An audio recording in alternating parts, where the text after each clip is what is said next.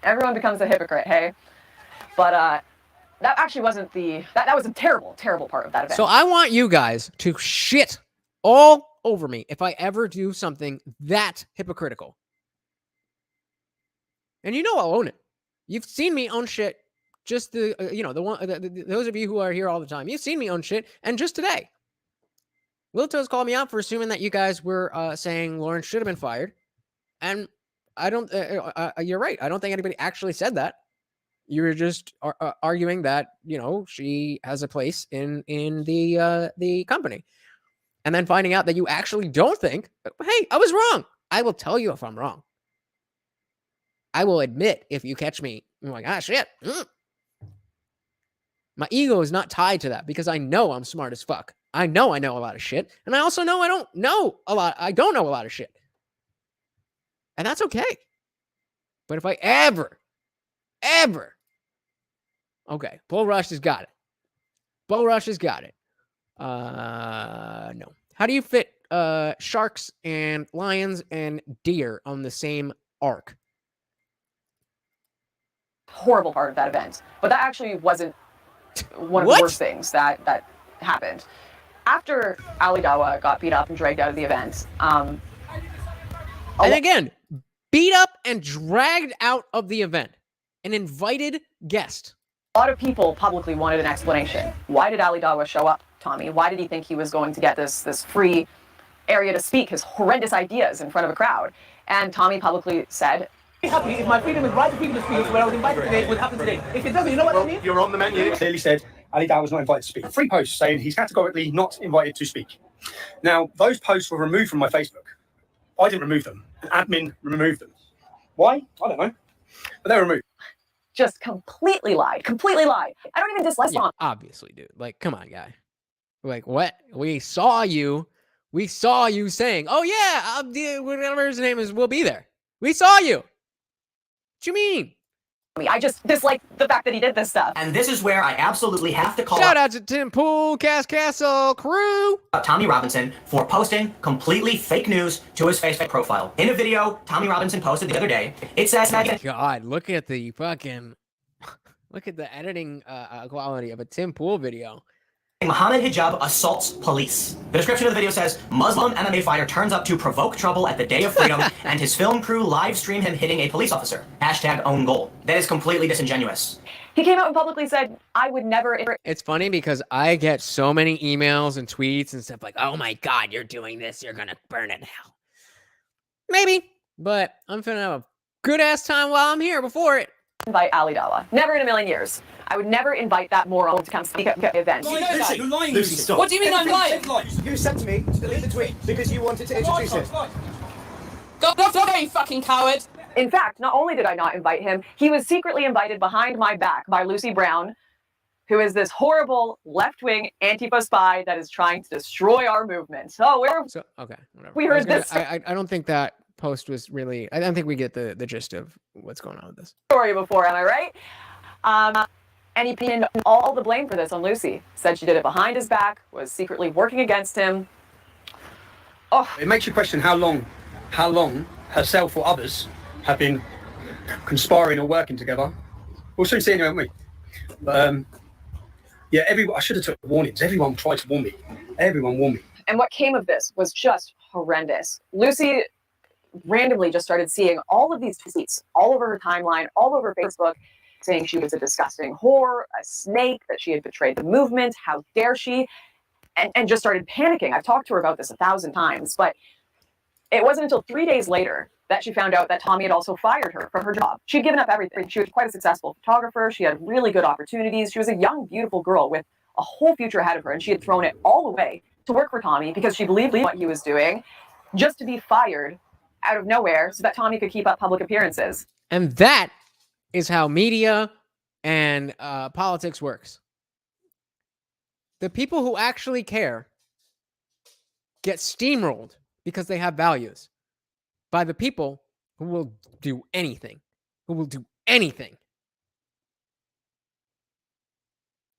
And that's why we have such a terrible system from the bottom up, or really the top down. sense, you guys. That, of course, I didn't invite Ali Dawa. Lucy was a secret snake that did all this. Lay down. And he obviously, to Lay back that down. up, he couldn't just keep her employed. That would look crazy. People would be like, why are you still employing this woman who's a snake who went behind your back? So he fired her. He fired her to keep up the public appearance of this lie he told. That video of him saying he invited Ali Dawa exists. It's out there. But no one bothered to look for it. They just completely believed, once again, what their idol at the front of the movement, it's Tommy Robinson. How could he do any wrong? They just believed him. So we always talk about the fact that the left is a cult. But here we're seeing that exists on the right as well. And so if you think, because the conversation from people like myself, people like Tim Pool, people whoever, because we are talking about issues with the left wing, that we're automatically on the right wing, that's a false dichotomy. We were talking about logical fallacies the other day. There's another option. There's more than one other option. And for right now, I am most comfortable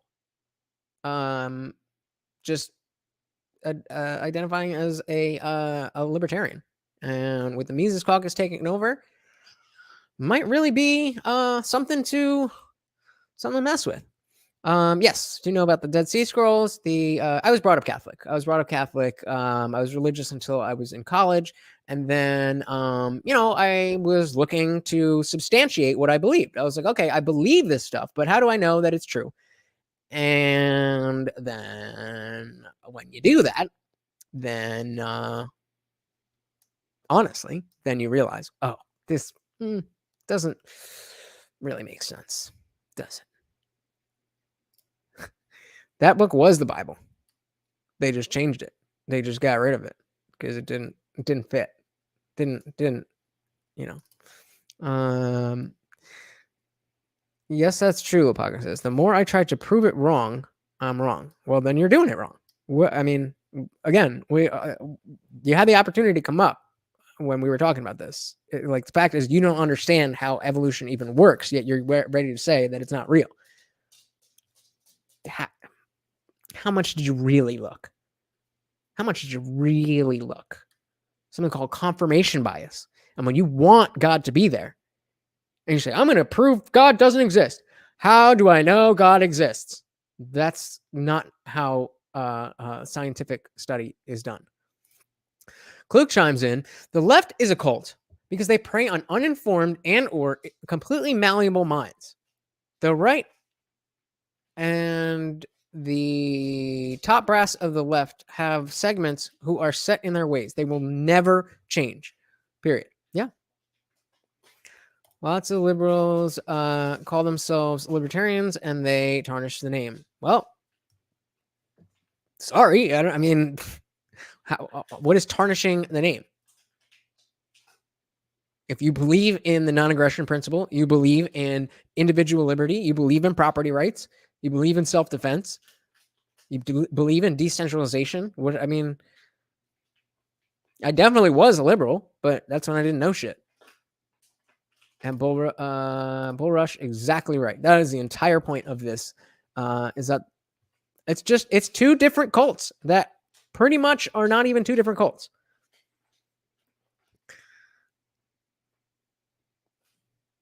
We're not going down that road. We're not going down that road. Took a stand against Lucy. You had your chance, Alpaca. We had an entire 6-hour stream about this. Lucy's life was destroyed. There's no other way of putting it. Absolutely destroyed. She had to go on to government assistance. She had a massive mental health collapse after all of the stuff that she sacrificed her life for. Everyone turned against her. She had to Okay. How about walking on water? Just the easiest, most basic one. move back in with her parents, got extremely ill, going to counseling, almost killed herself.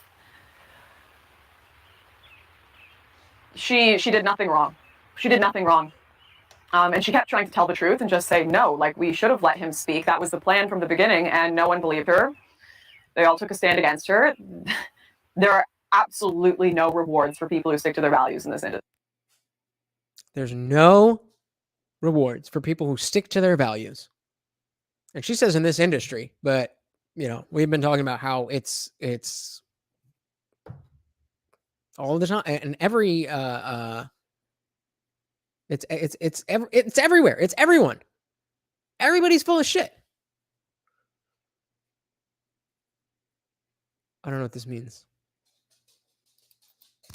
No words. And these are people that are supposedly concerned about young white girls being groomed and raped, and they're speaking to you in this way. Yes. So talking right now, you can't really see, but where's my note? In the background, this is Majid Nawaz when we were watching the Minds event. Remember, on stage with Tim Pool, Tulsi Gabbard, Ben Burgess, I think it was Bill Ottman. I would love to see the study on that, brother. I would love. Where did you get the number 70? Is it at least 70 or is it 70 or is it 68? Science doesn't work like at least. That's not how science works, brother. I'm sorry. I don't have time to teach you how science works, but you don't understand it.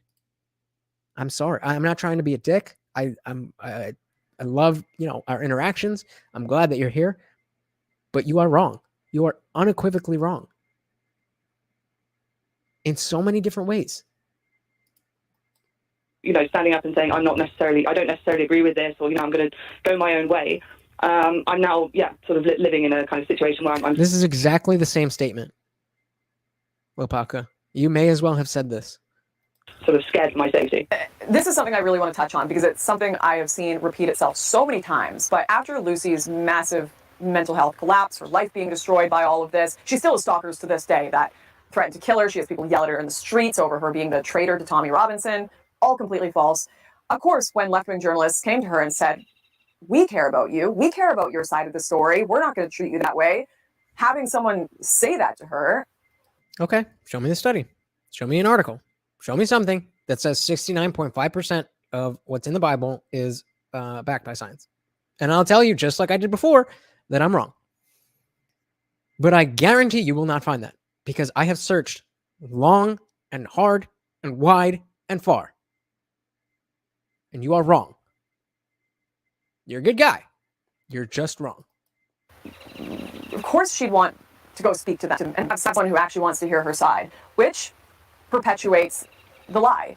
People see her now go speak to left-wing journalists and they say, see, we called her a snake. We said she was a snake. We called it right. When in reality, she was driven to speak to them by a bunch of people on the right being horrible to her. I want to listen to, let's listen to that one more time because that, one of my personal red pill moments was the whole Rittenhouse thing.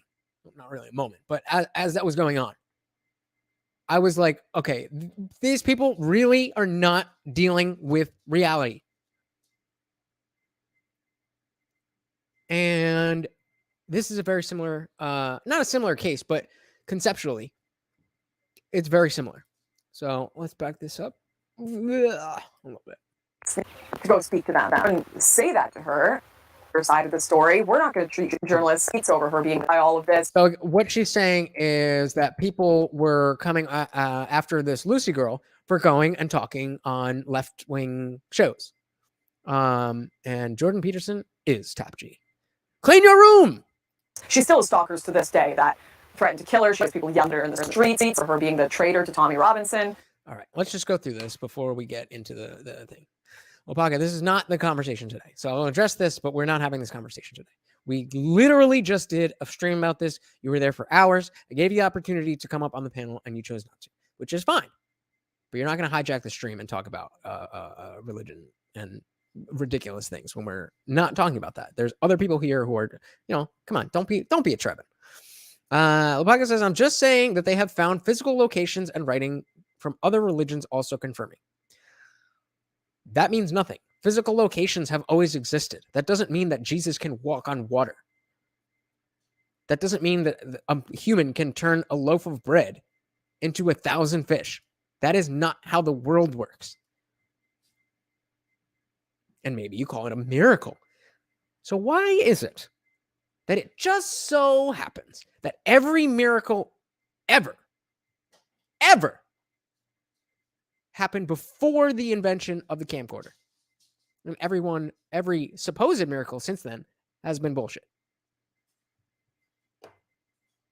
We're not doing this today, but Lopaka, you need to You need to humble yourself. You don't know as much as you think you do. And when we have conversations about this stuff, I would love to talk to you in a respectful, civil manner about what you are wrong about and where you can go to find the correct information. And maybe you come back and say, actually, you were wrong. But saying they have found physical locations and writing from other religions also confirming what? What is the fact that a physical location exists mean in the context of supernatural divinity? That is not how you, like, remember yesterday when you were, or the other day when you were here and I asked about syllogisms? I said, do we need to stop? Does everybody know what a syllogism is? And you didn't say anything. So give me a syllogism. Give me anything. Then leave, bro. I mean, I'm sorry. Leave then. I'm like, nobody's forcing you to be here. Nobody's forcing you.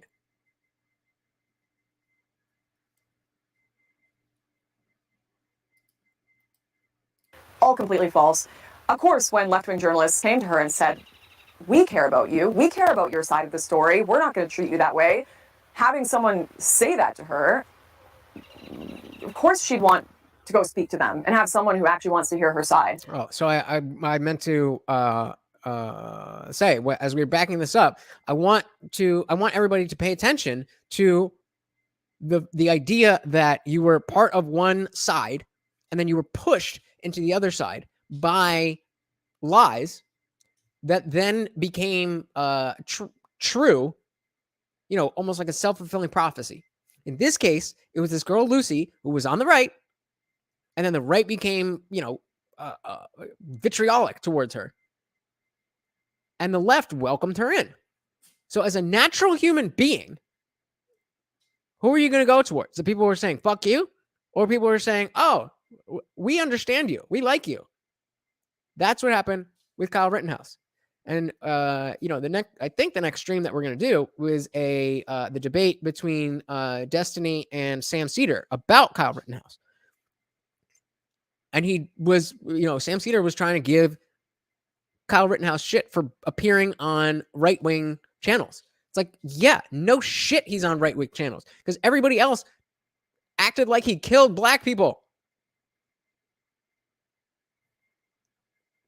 What do you expect him to do? Go and get a normal job? Which perpetuates the lie. People see her now go speak to left-wing journalists, and they say, see, we called her a snake. We said she was a snake. We called it, right? When in reality, she was driven to speak to them by a bunch of people on the right being horrible to her. Would you say he's far right? Like him or loathe him, he speaks on behalf of them. It's not about him in a way. It's about the people who represent a lot of them, and they feel left behind. Yeah, and it's like a self-confirming prophecy. But eventually Lucy realized all the left-wingers that wanted to speak to her as well just wanted to use her for political reasons and then discard her, and she's been having a really hard time. A really hard time since all of that. A lot of these people that I kind of look back on as the casualties of this political movement I got swept up in, I still keep in touch with them. I still talk to them and ask them how they're doing every once in a while. And I care. A lot of people that were in my position, they're just the casualties. They're gone. But I really care what happened to a lot of these people. So I still talk to Lucy once in a while. And I spoke to her recently, especially letting her know I was going to film this. I asked, looking back on it, what do you think of these people like Tommy that did this to you? What do you think of, obviously I had my own experiences with this. What do you think of these people that just throw you under the bus for sticking to your values? And she wrote something that, it's like a dagger to my heart when I read it, but a dagger. Personally, I think we stand as a mirror to their failings because they either gave up on their morals long ago or never had any in the first place. And they either gave up on their morals long ago or they never had any in the first place. This is the Republican Party we're talking about. These are conservatives. These are independent conservative journalists we're talking about. We're not talking about leftists. It's the uniparty. It is the uniparty. Surprised when someone with nothing to gain still stands up for what they think is right. Exactly what they claim to do to their poor audiences. And, when she talks about that mirror, how Lucy's sticking to her values and saying, no, you know what? You may try to ruin my life, but it was the right thing to say we should have Ali Dawa speak at this conference. It was the right thing. That's our true dedication to free speech. And I'm not going to lie about it. All I could think is... No, it seems like you guys don't really care that this is going on. And that's fair. I'm sure you've got cute little video games or something. Little Toes, I can't bring that up and say yes, but yes. Maybe you know, I don't know what you guys are into. And you know, I care as much as I want to talk about things that we're both interested in. But if you don't think this is relevant or important, then you're in the wrong place. I'm sorry. And I would love, you know, I'm a small channel. I'm less than 100 away from getting my community tab. I need to hit that 500 subscriber mark. And then this channel will really pop off. But I'm not really looking for just empty numbers. When people see that mirror, that makes them look into how hypocritical they're being, all they want to do is smash that mirror. All they want to do is destroy people like Lucy who make them look at their shortcomings. And God, it makes me, yeah, it's had to watch it one too many times, happened to far too many people that I care about. Yeah, okay, I'm gonna take a break. All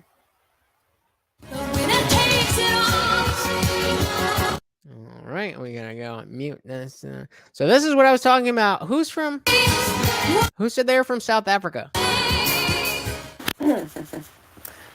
Farmlands. Wait, for real. For real, whoever said they were from South Africa, are you still here? Because this is the part that I was talking about, and I want to, like, I genuinely want to know. I genuinely want to know is, have you heard of this documentary? Have you heard of this issue? Have you, you know, where are we? Like, what's legit about this? So if you were the one who is from South Africa, please let me know. Or if you were joking, please let me know so I'm not continuing to ask. I'm in South Africa to find truth. In a country where farming is one of the most dangerous... That's close. That's close. Close enough. No, I'm just kidding. Where farming is one of the most dangerous jobs on earth. If only to some people. I just want to... Let's just take a little... If only to some people. Oh, I'm not mad at it.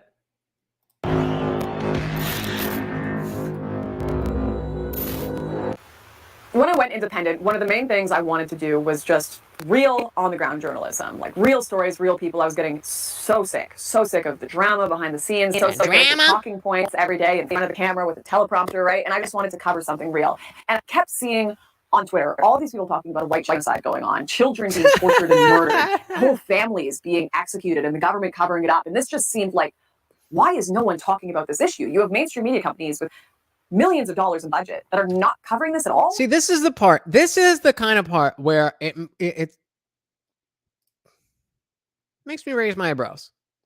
This is clearly just this is a YouTube video. This isn't her documentary. Or actually, I don't know.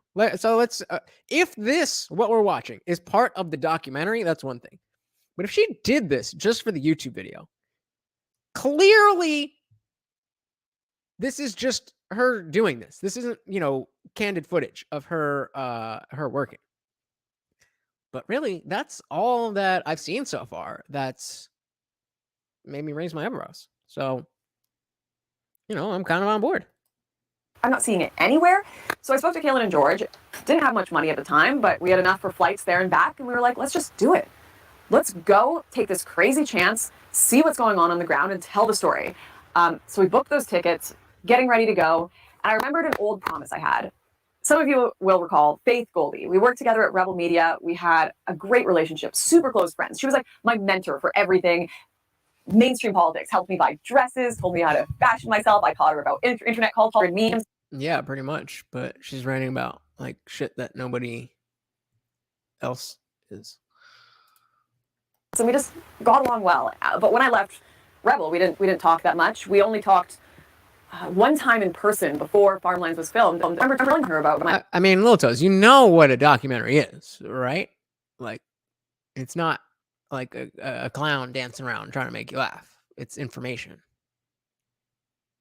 Idea of to go to South Africa, and we had made a pinky promise that if I went and did a report like this, we would do it together. She would come with me, and she really wanted to. And right before we left on the trip, this is very controversial. You're just not aware of the controversy. Like, I mean, what do you want me to tell you? Yeah, I mean, I can't go back in time and make you pay attention to shit. Like, this is a controversy. This whole thing this is all about all the different controversies. Everything that we've been talking about is controversial. This just came out today, I'm pretty sure. 11th? Is today the 11th? 2 days ago. So it came out 2 days ago.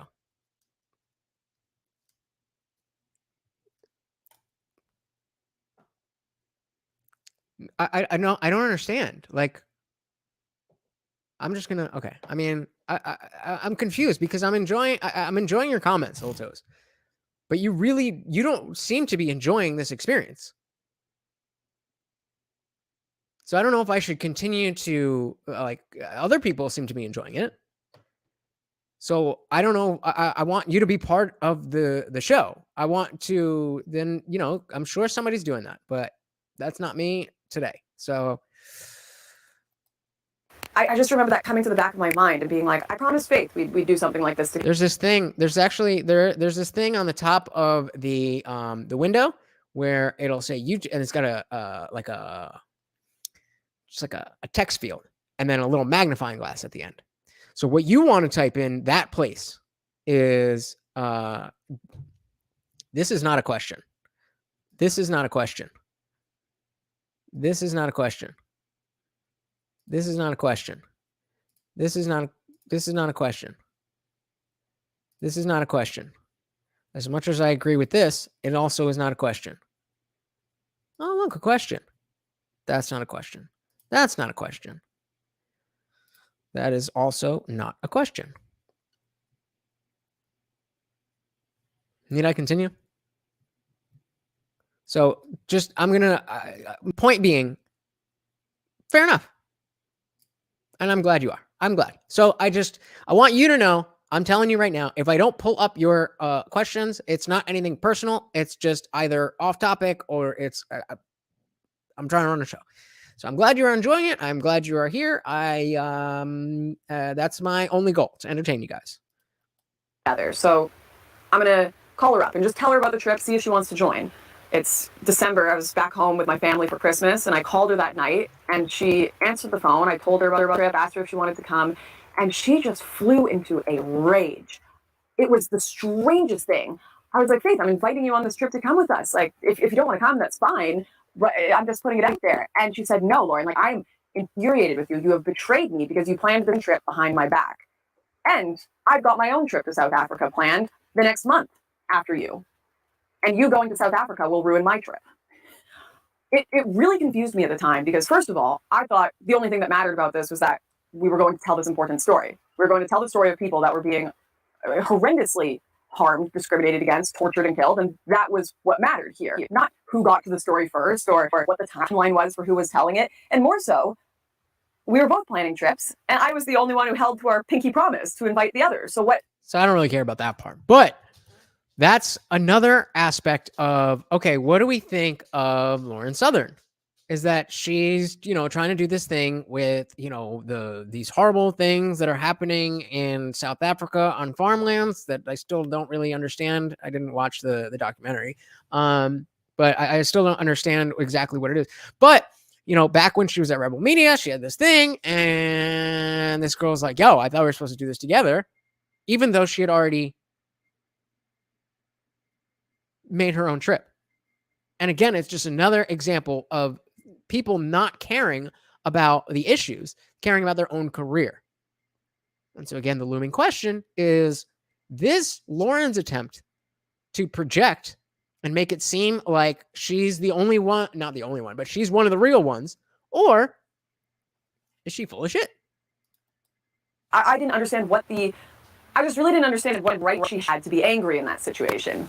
But she was infuriated. So I tried to calm her down. This was a horrible trait I had. I was such a pushover with people that I was friends with in media, especially conservative media. Definitely not with the left or in public, but with my conservative friends, I was such a pushover. I just wanted to keep them friends with me. I really respected them. I thought so highly of this movement as an artist. Didn't want them to hate me. So I always tried to smooth things over, which caused probably more problems than it solved. But I told Faith, I'm like, screw it, let's just do it together. You can come on my trip. We'll figure it out. It'll be fine. And Faith eventually agreed. She said, all right, Lauren, we'll do the trip together. It's fine. We're okay. 3 days passed. I kept contacting her, sent her text messages, called her, sent her Twitter DMs saying, hey, I'm booking flights. Are you coming? Are you coming? And she had disappeared off the map. She wasn't responding to anything I sent. And then 3 or 4 days later, she released a video on her YouTube channel titled Faith Goldie's Exclusive Trip to South Africa. All alone, just Faith. I'm going by myself. I'm going to go uncover the truth. All of the things I had told her about that I was going to do in my documentary with her, she just published as her own little exclusive thing. I called her up and I said, hey, I thought we were doing this together. What's going on? And she said, no, Lauren, I'm doing it by myself. I'm getting the story. And if you tell anyone you're going as well, I'll say you stole the trip from me. Like, what? Like, what? This whole idea of stealing an idea from someone else, from a story that needs to be covered by as many people as possible, didn't make any sense to me, first of all. I wouldn't care if we both went on the trip, if she went first, if I went after. It didn't matter. It wasn't about the exclusive. It was about getting eyes on this extremely important subject. But and nobody seems to care. Like we understand that even if this particular part is just kind of, drama between, it shows what is going on with the people who are trying to inform us and based off that make policy. And this is how they act. Like children, like petty children. And then you want to get mad at me because I don't believe the news or because I'm very, very, restrictive with who I'll listen to. Yep. Exactly. I was going to say that even at this point, it's starting, the question starts looming like, all of these people were trying to fuck you over? You sure it wasn't something you did? But again, the position that most of us are coming from with the media in general is that like, oh, Lauren, why wouldn't you assume? Of course this is the way it is. Oh, honey, sweetie baby. You didn't know? Oh, that's the type of energy that seems to be coming back to this. And it's like, okay, maybe that was naive. Maybe it was naive to think that, there was other people in the world besides you who actually cared about what's going on in the world. But like, shouldn't that be something that, if we believe it, we are celebrating? That we actually have somebody who's so legit that they can't even understand and comprehend that other people would be full of shit? This is the stuff that I care about. You don't, you're in the wrong place. Luke says there were a few unalives, non-consensual assaults, and humans on ropes of South African farmers after attacks. Yeah, I don't really know much about. I don't really know much about the situation itself. I know that's not what this video is. I wish you would have given some kind of like. We saw a bunch of pictures that looked kind of like yikes, but I don't really know what was going on there. So if somebody has an article or something, feel free to drop it in the Discord and we can learn some more stuffs. To her, it was making sure it was Faith Goldie's expose, not just an expose of the truth, but that it was Goldie that got the story. And that was another one of those moments of meeting my heroes and wondering, do you actually care about any of this? Do you care about any of this? Do you care about people seeing it? Or do you care about people knowing you're the one that got the story? And that was really another one of those, there's so much brokenness in this political movement, so much brokenness. It really hurt. It really hurt to lose a friendship over something like that, especially one that I thought was close. So let's see what she said. Lauren said, this is all drama. It breaks my heart that you feel betrayed. Yeah, I don't really care. Friendship. But I said, I almost considered canceling the whole trip, genuinely, because I was so upset about the whole friendship thing and Faith hating me. But eventually I went back to Cailin and George. We talked it over and we're like, no, like, this is an important story. We need to tell it. Faith can do hers. Wish her all the success in the world. I hope as many people cover this as possible. Let's just, who cares if people say we stole the trip? It doesn't matter. What matters is that it's being covered. But we fly out there, land, waste absolutely no time, get in the car. We're sleeping on people's couches to make it work. Same, but the point isn't really about the personal drama. That's not, I mean, we're given names and whatever. I've never heard of most of these people besides Lauren before. That's not the point.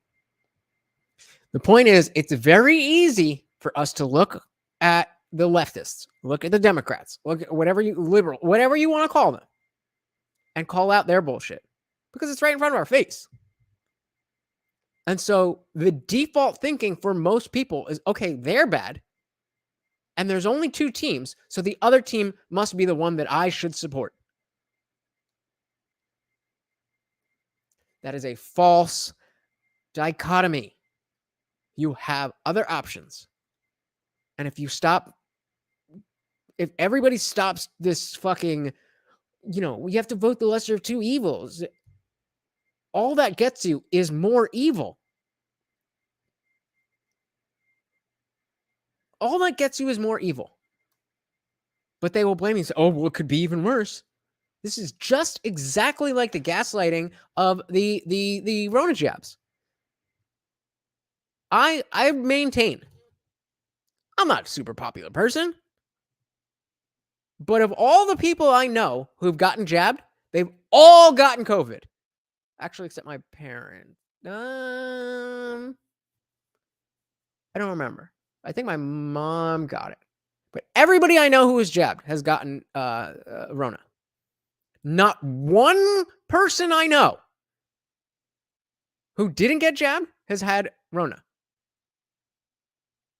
That's anecdotal, but that's my life experience. So, it's the same shit. It's the same shit.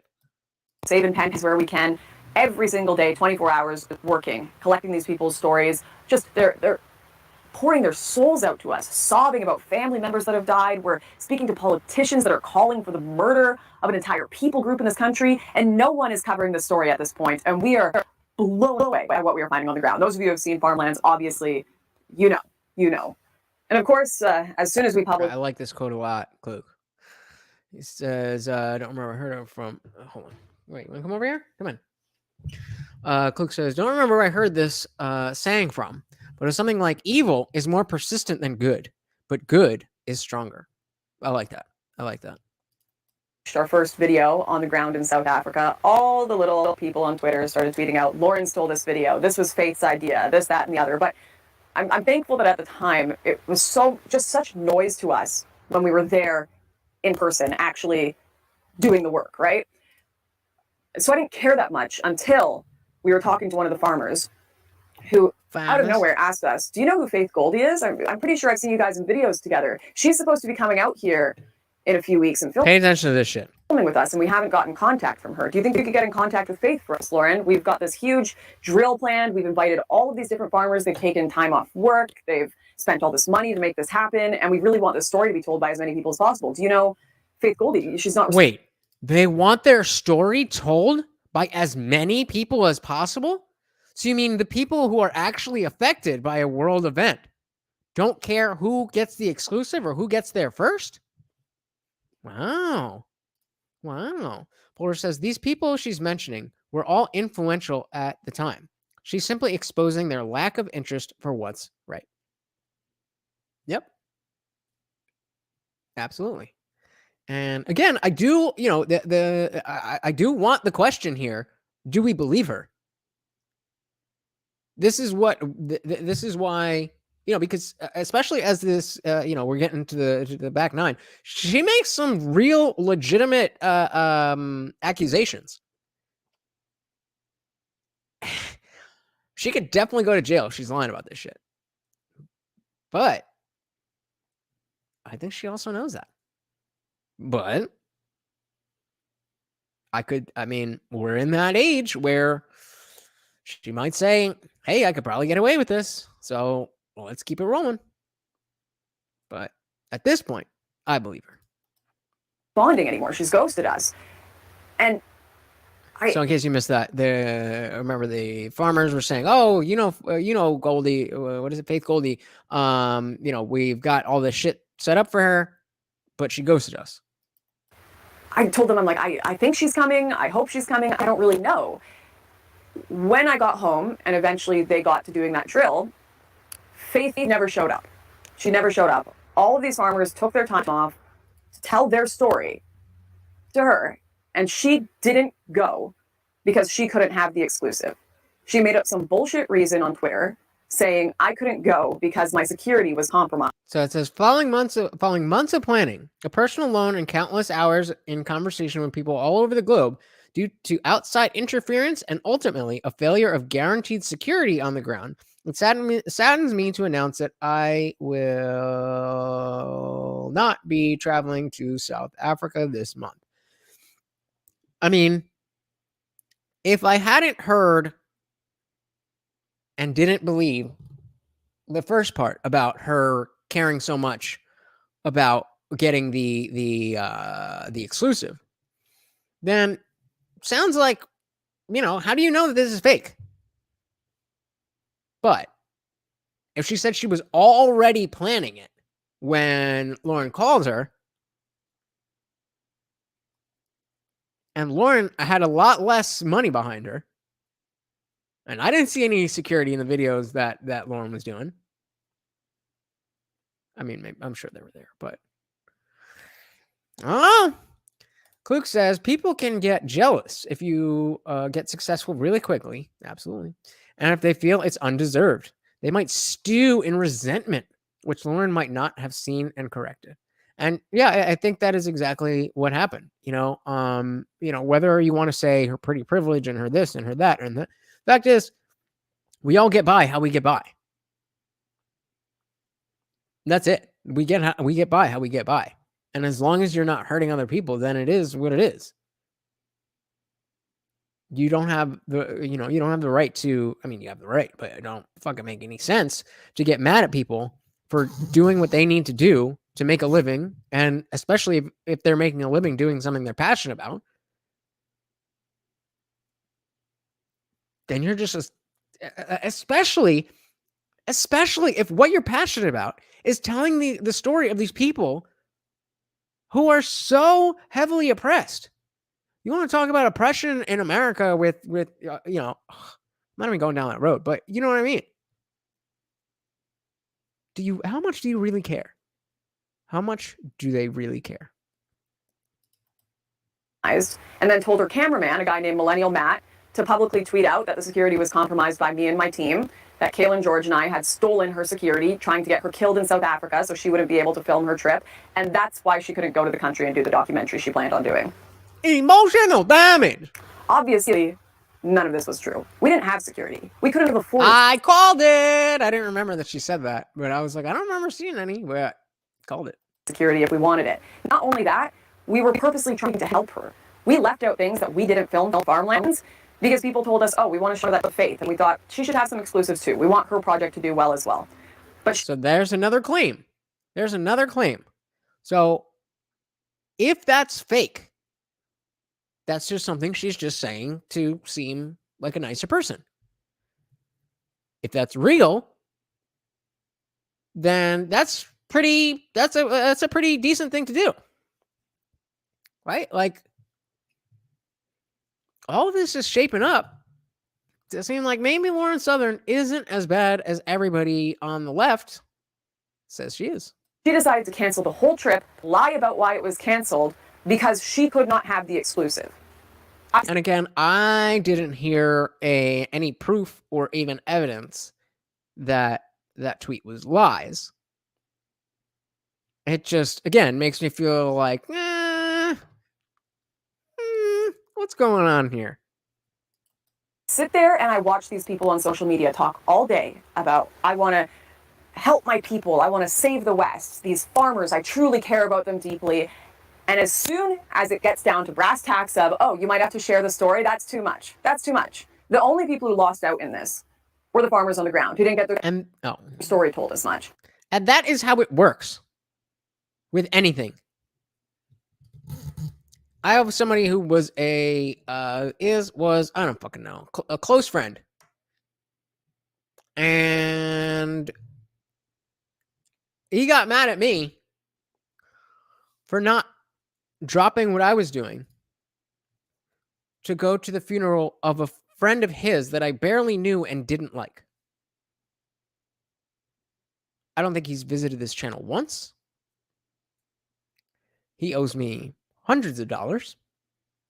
His mom owes my dad hundreds of dollars. He was literally living in a tent. And after already my dad having bailed him out of jail in a prior incident, because he was living in a tent, and this was my friend, I asked, "Hey, do you think, you can afford this? Do you think it would be okay to help his family out with a loan and get them back into their home so they can sleep under a roof?" And after already have been being burned by bail money, where I was also arrested for shit that I didn't do, well, it wasn't really my fault. But, I mean, obviously it was my fault, but that's neither here nor there. And then this person has the gall to say, "You're not there for me. Nobody's there for me." People are just so solipsistic. Everything is about them. Like, and he was saying how it's everybody. No, dude, it's you. Everybody is going on and living life. People have jobs and families and shit that they're doing. You're sending me the same goddamn Snapchat of how messy your brother leaves your house every day. Working the same job you've worked damn near 10 years. Haven't had your license for longer than that because you lost it in a DUI. And you just chose not to ever get it back. What is it that you would like for me to do for you? Everything? Oh, got it. Who showed up and took weeks off work to go and help Faith, who ghosted them. Those are the only people who lose out on this. Who cares if there's kids being boiled in a bathtub if Faith Goldie can't have the exclusive and get the numbers for getting it first? Like, it made me so angry, and it still makes me so angry to this day, that was what was so important to people. That was what was so important to way too many people that I worked with. And publicly, for their audiences, they make up all these lies and reasons of why. Painful, really painful. And getting back and obviously seeing on Twitter repeatedly, specifically Faith's cameraman, tweet saying Lauren is a fraud, she's lying, she tried to get us killed, because Matt was genuinely upset too, her cameraman. He genuinely believed they were going to go help these white farmers. And the only reason they couldn't do that was because I had tried to sabotage their whole trip. And it wasn't until many hours of conversation with her cameraman and sending him all the information that he realized, oh, Faith is lying to me. This had nothing to do about security being stolen. This had nothing to do with money being stolen. This is basically just the cameraman being like, "Yo, why'd you fuck up our shit?" And Lauren was like, "Yo, I didn't." He says, "This is honestly all news to me and has me question a lot of what I have been told by Faith, including weird personal information about you that I'm not sure is even true." I'll delete the tweets, Lauren. I was misled. This is the world that dictates how we think about the world. If you don't think this is relevant, then I'm sorry, but you are not smart enough for this channel. You are welcome to stay, but I don't think you're smart enough. I think... Okay, so I think we were here, right? So we read that one. Kluk says, "I believe most of what she's saying here, but I do think she might be skimming a little on her personality being a contributing factor to her friends distancing themselves from her." I don't know, man. That's definitely possible. 100% that's possible. But in like 2017, 2018, Lauren Southern was radioactive. Like, she was not at Alex Jones level, but pretty close. You know, goes on to say, people can get jealous of your success. Oh, yeah, we read that one. Boris says, I won't dismiss my bias, but I believe it. I can wait for their defense. So, meaning you're biased against Lauren, and you're going to wait for... there's definitely going to be responses to this. This is why I figured this was a good thing to talk about, because this is going to ripple. More people are going to be talking about this, and we'll see how this plays out. So yeah, I respect that. I respect that. I can wait for their defense. I respect that, Boris. Cook says, what Lauren did wrong was not recording it anyway. Just not releasing it. Recording what? What Lauren did wrong was not recording it anyway. Just releasing it in the first cut of the documentary. If you film it and you know she has a chance of backing out, you still have the footage.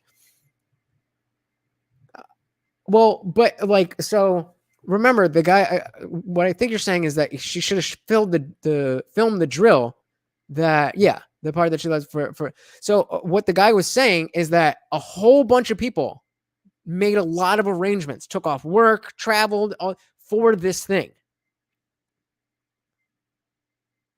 So it wasn't like it's not like they were just going about their day and she decided not to film it so that Faith could film it. It was a specific, I don't know what drill means, but it was a specific drill that they were to do. And they were like, hey, we're putting a lot of time and effort into this. And people are taking off work, which means money. We're putting a lot of time, money, and effort into this. And so if she, she couldn't have asked them to do it. Be like, oh, do you mind doing that twice? Like, well, no, we can't do it twice. This is a lot of time and energy. Are you going to pay for it? Like, we don't have whatever. So Boris says, no, I'm biased for Lauren, most likely. I can wait for the defense of who she's blaming. That is 100% responsible. And that is the way that you should be looking at this stuff. Everybody claps for Bull Rush. That is how you should be taking this type of information in. This sounds like what I want to hear, but I want to make sure first. She didn't present the most extensive evidence, but Lauren no doubt has some evidence. Agreed. Or whatever, this was entirely just her not wanting to go for clout reasons. And Matt actually apologized to me if anything, really, really nice. But still, to this day, meet people that were like mutuals in politics with Faith and I, and this is something that happens so often, is people would poison everyone in the political movement against you. They'd say, oh, I don't know if I want to work with you, Lauren. Faith Goldie told me you stole her security and trip. No facts, nothing. She'd just say that to everyone she spoke to. And I had so many people poison against me over that. And exactly. That's what were we talking about? Yeah. This is what I was talking about, Cloak. It's like possibly, but she is a personality. The personality is what got her, it's not Hollywood. She's on YouTube. So her personality is what got her to the dance. So it doesn't really, it's possible that she changed completely, but it doesn't really make sense that somebody whose personality got them all this adulation now has that same personality that people are disliking. Sounds a lot more like your second comment. takes a long time to undo that. It's easy to of lies. Rolling it back up is much harder. And again, this isn't about me. This isn't about the drama I went through in the background. Isn't it though? This is about the fact that there are farmers in South Africa that did not know their story told, that took time off work, life, to be there, to show up, that were ghosted because of the nonsense that went on behind the scenes in this conservative movement. Or right-wing, whatever that we called it at the time, I don't even know. But because of the selfishness, the fact that so much of this 2016 alternative right, dissident right movement was so coded in selfishness, narcissism, cult of personality, and none of it was about helping people. It was about how will latching onto this person's struggle potentially boost my career? How will latching onto the deaths of these people boost my career? Stay. I'm not talking about the people who watch these videos. I'm not talking about the people covered in these videos. I'm talking about the people at the top. The people the regular conservatives, you guys, the viewer that followed me from 2016, you're the victim of this all. This isn't the right wing are bad. This isn't my why I left the right video. I'm very conservative still. I just cannot not point out how toxic and sick this was. I can't, because if no one talks about it, then you just sweep things under the rug and it continues going on toxic and sick. And you have all these people that rely on their favorite figures that they've given so much money and influence to help them, and they wonder why we're never moving forward. Why is nothing changing? Well, a lot of that money, influence, power, and faith people are putting in people is getting squandered away due to ego. And if we can't recognize that, then if no one's honest about what the problems are, we have no shot of ever fixing them.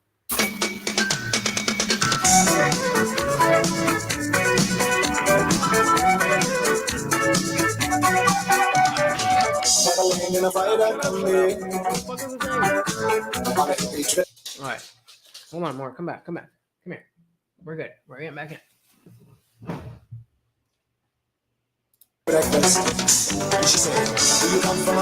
Ah, God damn it.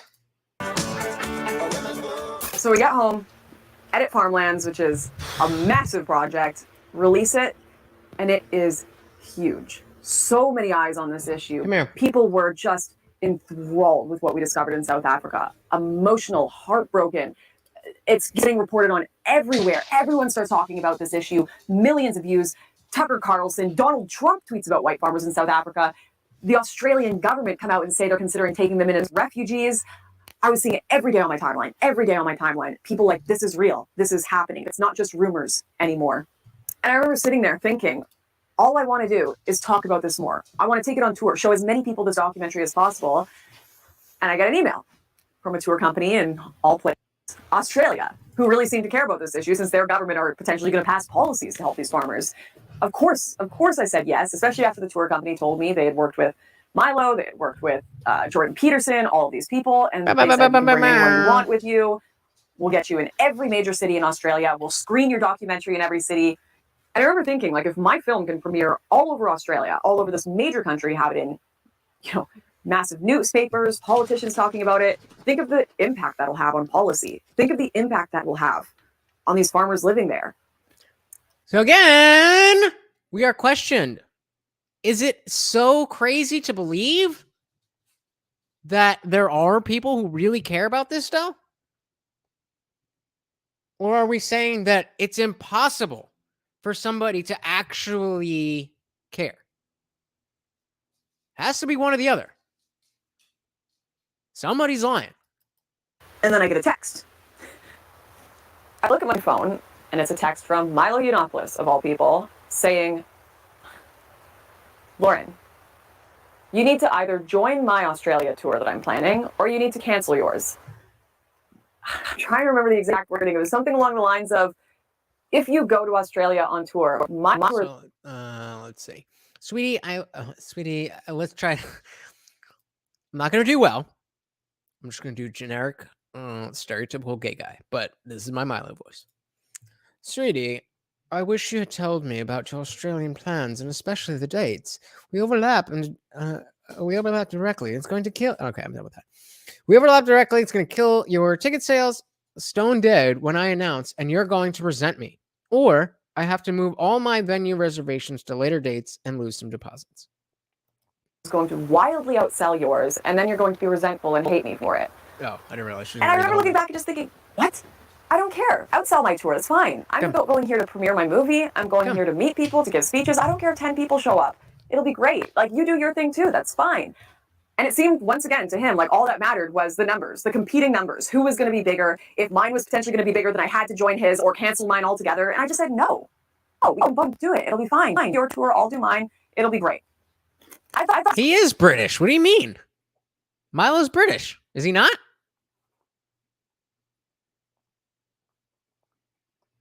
Welsh, maybe? He's definitely from the UK. Right? Didn't really realize the full extent of how not great he was until messages with his tour manager were leaked later on online, in which after I offered, I told him, it's fine, we'll do ours separately. I'll still promote yours, Milo. I'll still do work for you. I'll still tell people to go see yours. And he texted his tour manager saying, Lauren will not be doing a promo interview for my tour. You're just paying to give Lauren Southern access and exposure. Why? She fucked us deliberately, doing her tour on the exact dates I told her. Why would you do this? What are you thinking? That's pretty fucking funny. That's the thing. Milo's fucking funny. He's a petty little bitch, but he's funny. Answer is no. It's not happening. Fucking ridiculous. This is my tour. That means if we are spending money on original content, it features me. No one else. I'm the star. It's my show. You need to get used to it. I didn't steal his tour dates. I was invited by a company that had set dates, said yes to them before I ever heard from Milo. But more importantly, I remember seeing this and just being, once again, in this position of, what the fuck? I joined this political movement because I cared about the issues. I wanted to tell people about them. I wanted as much exposure for them as possible. I truly, truly cared about telling real stories and changing culture. And yet again, I am surrounded by a bunch of people where all they care about is ensuring they are the star of the show, ensuring that they're the only one that gets the exposure, the only one that gets that slice of the pie. They all just want the biggest slice of the pie, and they're willing to kick anyone out, no matter how good your work is, no matter how important it is, gone to the curb. Fuck the white farmers. Fuck everyone's stories. If I can't have the exposure. I love how she bleeped out the F word earlier in the video and then just left it here. But like watching all of this really hit me personally because I'm like, oh, I'm burgeoning into not necessarily the political realm like she is, where she's like, oh, rah, rah, rah. I'm more of a, an outside observer. But I am kind of getting into this same realm, and I would like this channel to get bigger.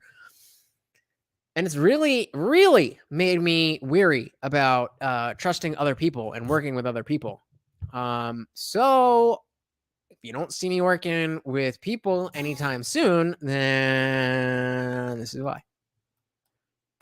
No one can. Doesn't matter, right? Doesn't matter. I'm going to Australia. I'm doing the tour. I've got farmlands to show, people to meet, people to talk to, a lot of fans that are expecting me to show up, get on that plane, land in Brisbane, and I am stoked to start tour date 1.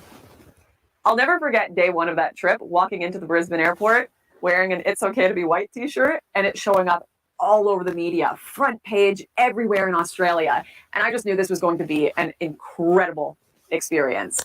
I was so nervous getting on stage. I had stayed up all night practicing the speech. I remember sitting there with Cailin, and we had an apple, and we'd throw it back and forth. I'd do a line, and I'd throw him the apple. It was just for helping training, but still, despite all the practice I did. Shout out to Shale Karas. I don't know if you're here right now, but thank you for subscribing. All night, I was shaking before getting on stage. I hadn't done that much public speaking, mostly in front of a camera. Walk up there, look into this crowd. There were 800 people that had showed up. And I remember the buses had been attacked by Antifa. The highway was shut down. There were protesters. And we had gotten multiple credible death threats the police had warned us about of people who wanted to come to the show and kill us. So Stefan and I were a bit nervous about that. So Antifa is outside screaming. We've got police surrounding the perimeter, dogs, the whole lot. The cavalry of cops just broke them up. Unfortunately, there's a medical conference going on in the other room, and these people leaving the medical conference are being berated and yelled at by these protesters. Going around the normal way? And it did somewhat eventuate. Multiple people tried to rush the stage. The problem is, I don't really have very many real friends, because just like everybody in this fucking story, everybody's a piece of shit. I spent a long time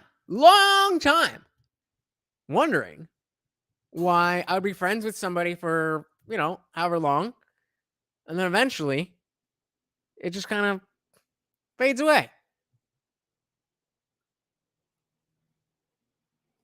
Let's make it a little bit more, putting it in context.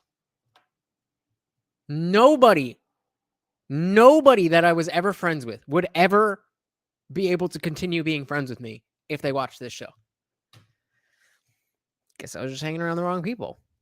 So, it's important to make, especially just networking in general, but specifically on YouTube. Networking is something you have to do, but it's just about, like what Kluk said, work with others, don't trust them, don't put your shit out there.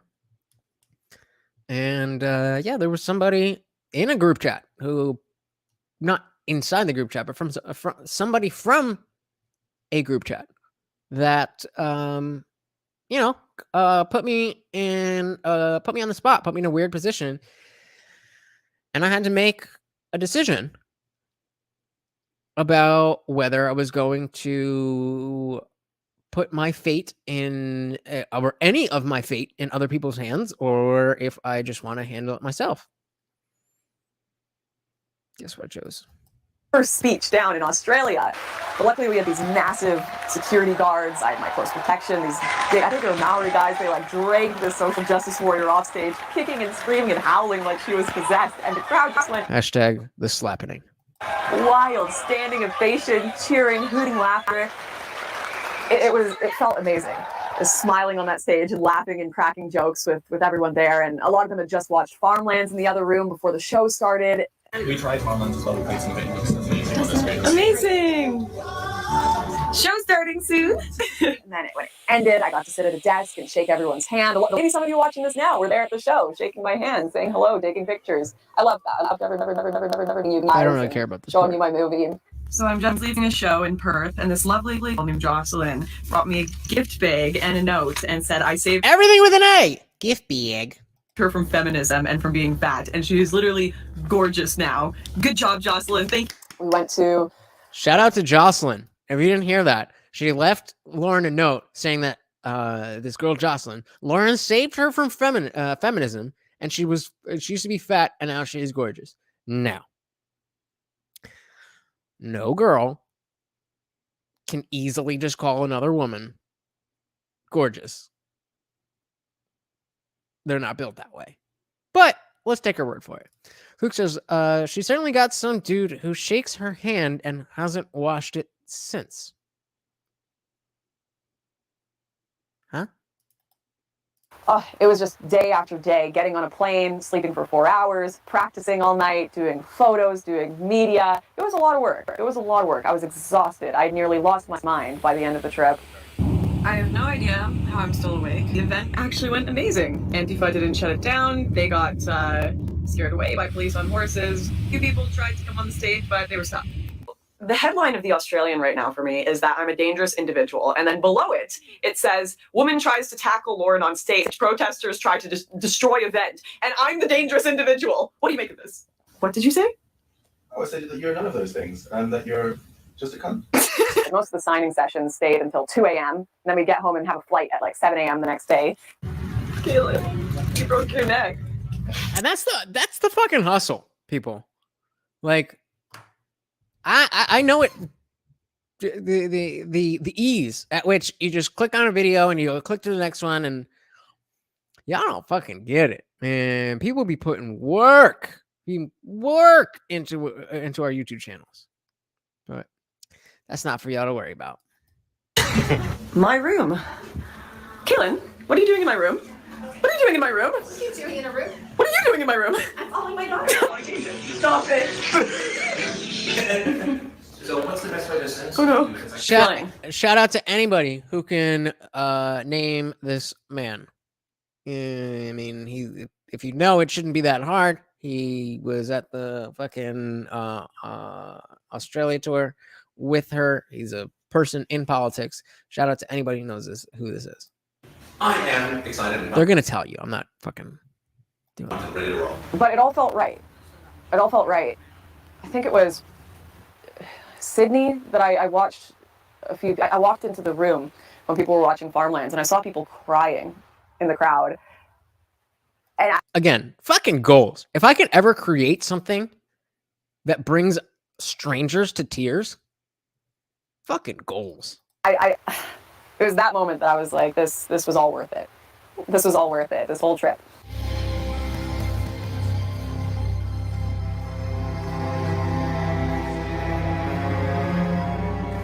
Oh, and then after the fourth show, the tour organizers were very chaotic and disorganized. It was a mess, quite frankly. Cailin pretty much ran the show at that point. We walked into one of the auditoriums, and there were chairs there. And I remember Cailin turning to the tour organizers and saying, "Where are all the chairs?" And he had to go source them and find chairs for everyone. It was crazy how disorganized these tour organizers were. This guy, you give a camera, is a beautiful, beautiful man. He's one of the main reasons why the show has been a success. And then one morning, it was either right after or before the fourth show, we get a message. See, this is why I do this. Bull Rush, I know it's just a little comment. That means a lot to me, man. I know that, you know, especially you guys who show up anytime you see them live, yo, there's a lot. I spent a lot of my life thinking that I was fucking crazy, that I didn't know what the hell I was talking about, that I was stupid. So for you guys not only to just show up, but actually say shit like that, appreciate it. Appreciate it. I really do. Really do. Thank you. From the organizers, and they asked us to come down to a meeting room in the hotel we're staying at. I bring my mother, security. I brought my mother on tour with me. It was very cute. And Stefan, his wife, we all go down to the meeting room, and the tour organizers tell us they ran out of money. It's gone. It's all gone. They said the guy's name. Still nobody knows who that bald dude was? Gone. Nothing. Zero. No money left. The tour made $500,000 or something like that. I have no idea where the money went. No idea. I don't know how they wasted that much money. Maybe I do. I watched the tour organizer pulling thousands of dollars out of ATM machines, spending tons of money on alcohol, running off, and yeah, just being wasted. Well, Cailin, Stefan, and I were staying up late making the show happen. My mother was doing tour manager stuff that she never should have been doing. We were basically scrapping things together at 3 a.m. to make this show happen. And then to find out on that day that all of the money was gone and all of our hard work and sleepless nights, none of it was going to get paid for. That was a pretty emotional experience, especially because I told my mother that I was going to pay her for coming along with me. And I didn't want to let anyone down. I told them, okay, what money do we have left here? We need to make sure the security are paid. We need to make sure all the support staff are paid. We need to make sure everyone involved in this is paid. Don't pay me. Stefan agreed. If you can do something for me that I can eventually afford, be first on the list. To stand up active him. Stefan and I both said, don't pay us for any of our speeches, none of it. Just make sure all of the support staff are paid. And for the rest of it, okay, you're out of money, no more money for flights to do the... Stefan Molyneux. Nobody got the right answer. But in case, you know, with the pauses, you missed a little bit. Basically, they stole all the money and they weren't done with the tour. So Lauren and Stefan continued the tour, not getting paid, making sure everybody else was paid. According to Lauren.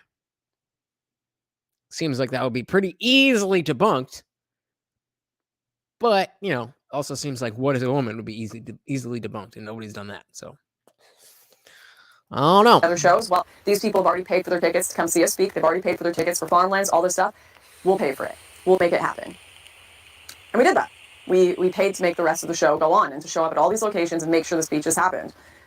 And like that, I don't say that to be like, oh, look at what a good person I am. I just want you to know this is what mattered to me. You guys who bought tickets to those shows, farmlands, getting as many people to see that as possible. It was not about, oh, am I going to outsell Milo Yiannopoulos and get more money? Am I going to get really crazy numbers on everything? The numbers only matter because I want people to see the story, not because I'm going to make money. And I didn't complain about it. I didn't make a video talking about how hard done by I was towards Stefan. I sat down and we said, we don't want this to overshadow how important this moment was. We don't want this to And the issue, how important the issue is. I think, you know, in the context that Lauren's coming from, comparing herself to where Milo was coming from, yes, she's talking about, you know, what we were doing. But the focus should be what you made the documentary about, not the fact, like, your whole thing was just that Milo wants to do Milo and Faith wants to be, but you're starting to sound like you're saying the same thing. And I don't think that she feels the same way. I'm just saying it easily can sound like that. Overshadow this crazy cultural media shift we affected in Australia. So we just won't talk about it. We won't tell anyone. We didn't get paid for anything. We won't sit there and try to claw back every bit of money back from these organizers, hire lawyers, go after them litigiously. Never did any of that. I just moved forward, worked on my videos again. I would have gotten that money back. And went off to make another big documentary. Type a 1 in the chat if you would have just let hundreds of thousands of dollars just disappear. That was what was important. Not about, you know, getting back the people who had wronged me or whatever. Genuinely, I don't know what has happened with their lives. I hope those tour organizers are doing fine, moving on. Obviously not great. Hope they don't do that to anyone else. But none of that stuff was ever what was important. Now we're at the everyone arc in Lauren's life, and I need a break for water. Ooh, I did not like people at this point. That's what it's all about.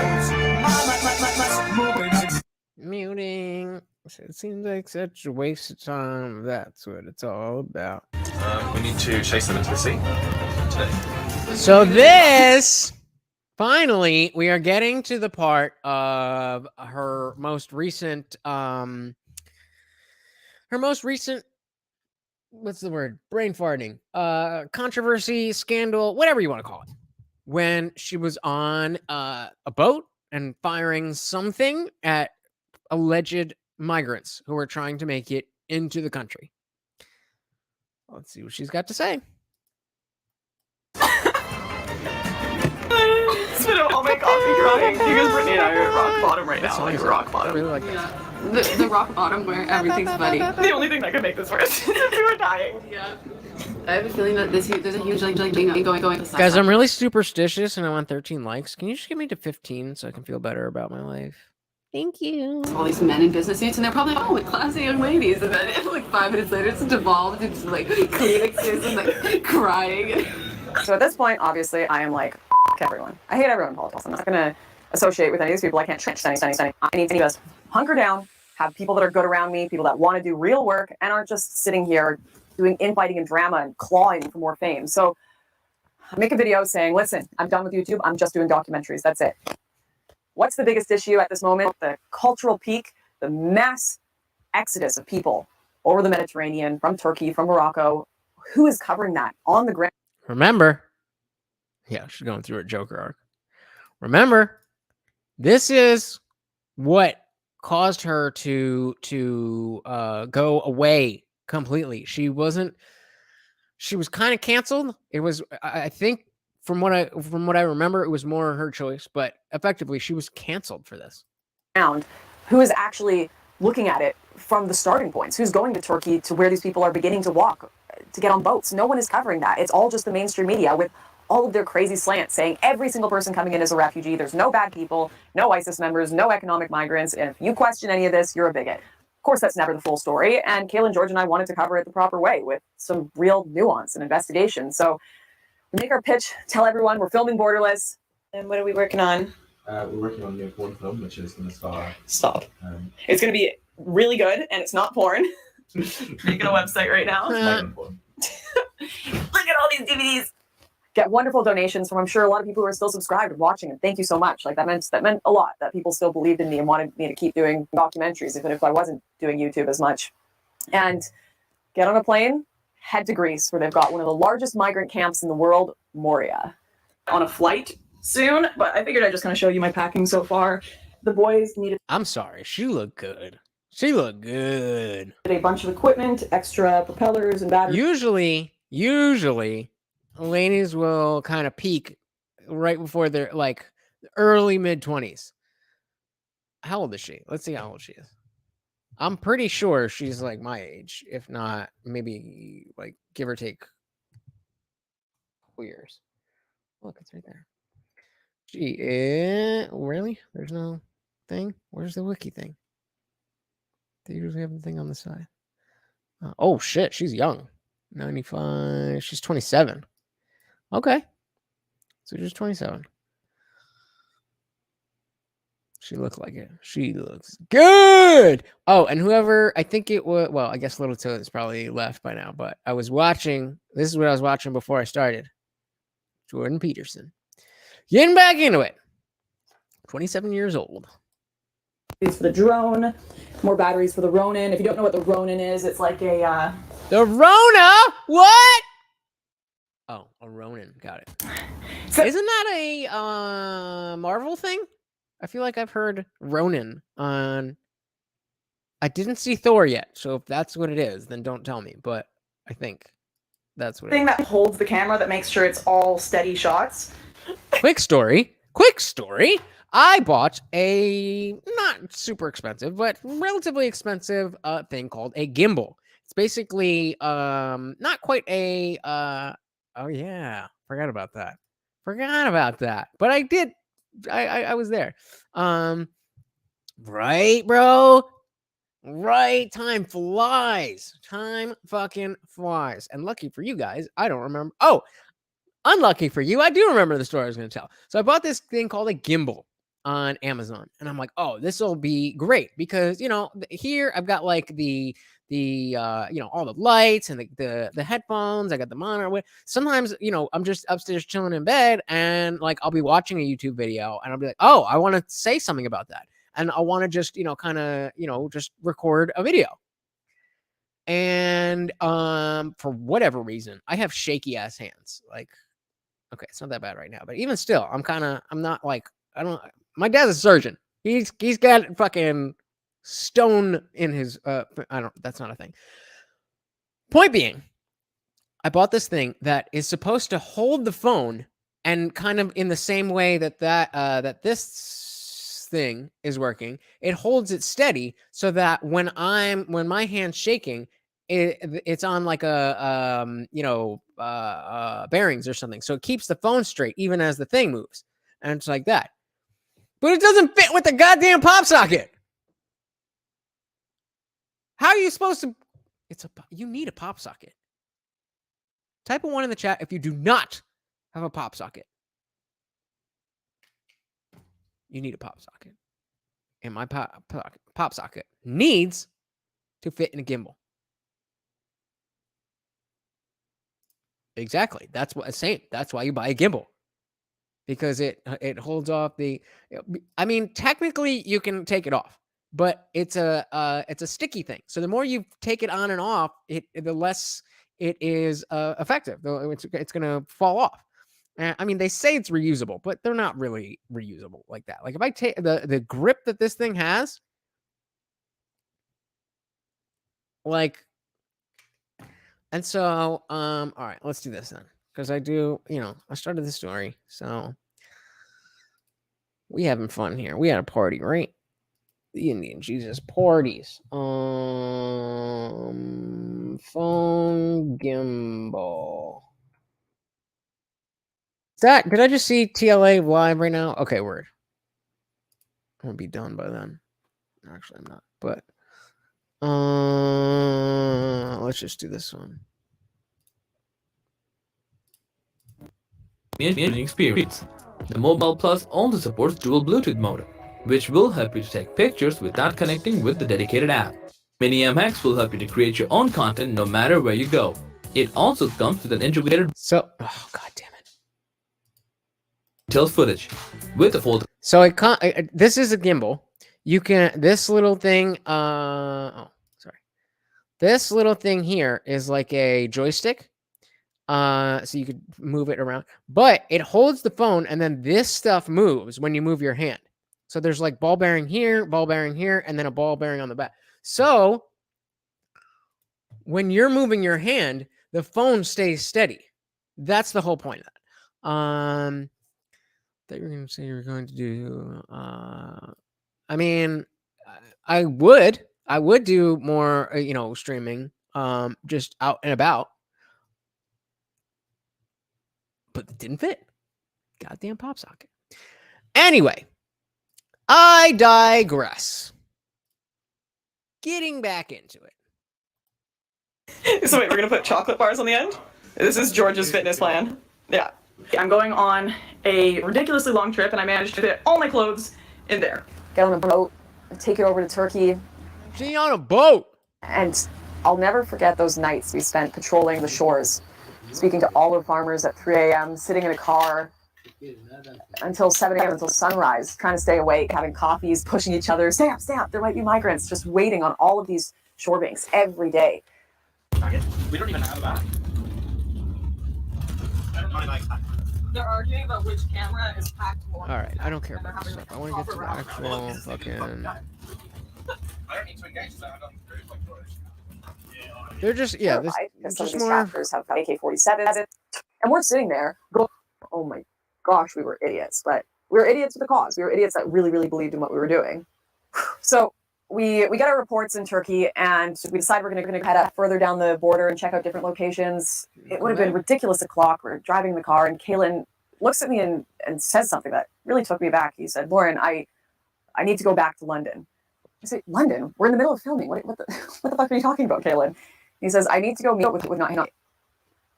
Obviously, I'm very taken aback. If you don't know who the group Hope Not Hate is, I, of course, do, because I've had many run-ins with them. One, they got me banned from Britain, and they got my Patreon account taken down by lobbying the organization. And so you may remember that was quite an event, because that was right around the time that both her and Sargon of Akkad were kicked off of Patreon. And I believe in both cases, it was for things that were done that were not on Patreon. And part of their terms of service is, we can just cut you off for any reason. A lot of people still use it, but Subscribestar seems to be a better service. But the name of the game is people having an account. If somebody already has a Patreon account for somebody else, then they can just add you.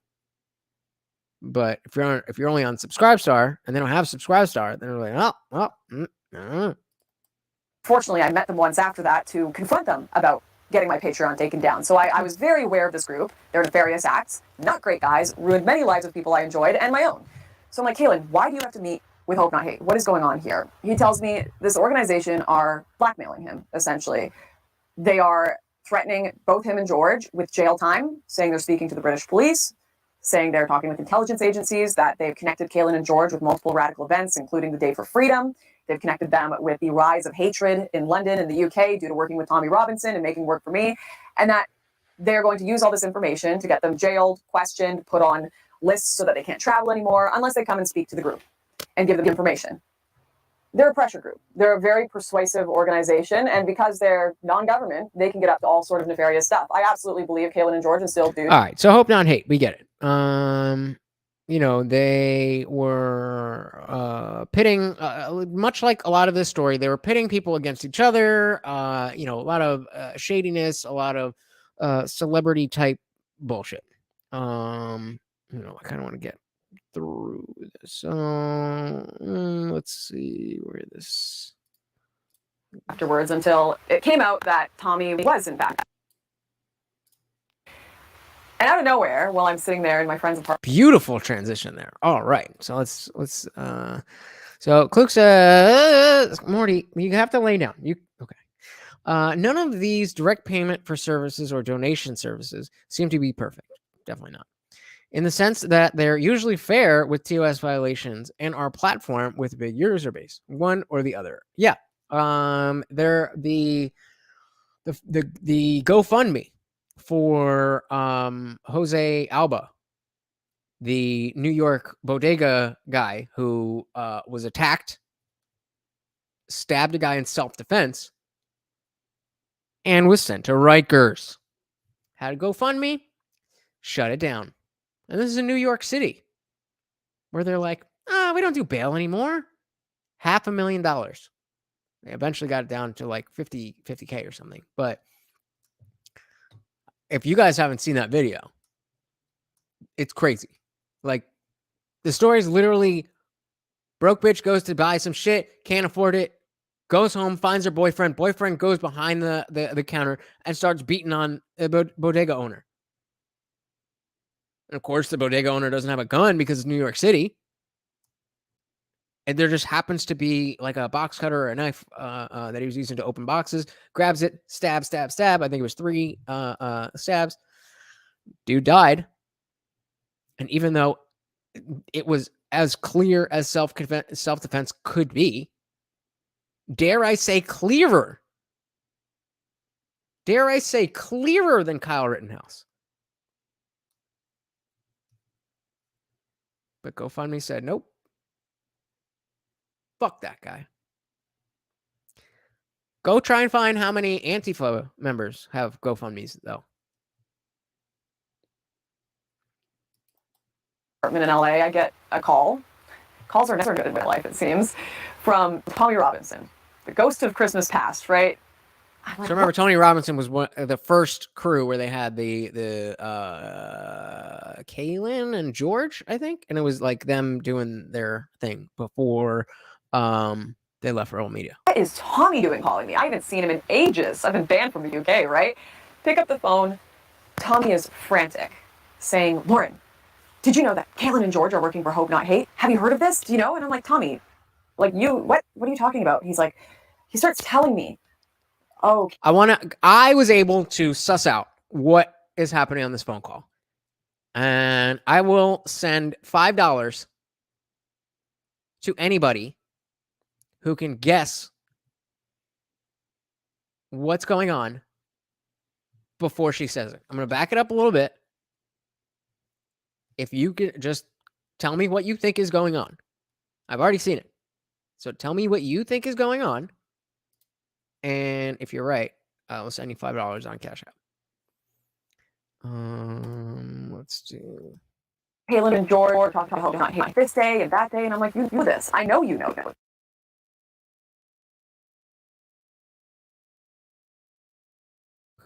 Robinson, the ghost of Christmas past, right? I'm like, is Tommy doing calling me? I haven't seen him in ages. I've been banned from the UK, right? Pick up the phone, and Tommy is frantic, saying, Lauren, did you know that Cailin and George are working for Hope Not Hate? Have you heard of this? Do you know? And I'm like, Tommy, like what are you talking about? He's like, he starts remember, $5 telling me, oh, Cailin and George were talking to Hope Not Hate this day and that day. And I'm like, you know this. I know you know this. We've talked about it before. You know, you've met with. I'm giving you time. I'm trying to give away money here. In addition to the 4.5 hours of my time, take a guess. With Hope Not Hate, Tommy, you've met with Nick Lowe's before. He starts having this. We're guessing where this phone conversation is going. So Tommy calls her. And he's saying, did you, he's saying, George and Cailin, they went to go talk to Hope Not Hate, that organization. And she's like, yeah, you know that. So just for you, I'll back it up 10 seconds. And then if you can guess, yeah, Cash App's coming. We're talking to Hope Not Hate this day and that day. And I'm like, you know this. I know you know this. We've talked about it before. You know, you've met with Hope Not Hate, Tommy. You've met with Nick Lowe's before. He starts having this conversation. I appreciate that, Tyler. What? See, this is a man of honor. This is a man of honor. Maybe one of y'all would have remembered, but I didn't put any stipulations. And Tony knows where this is going. And instead of saying, well, then how do you not know? So, all right, never mind then. My point was, I guess it wasn't coming, because it was clear to me. Okay, so let me put it this way.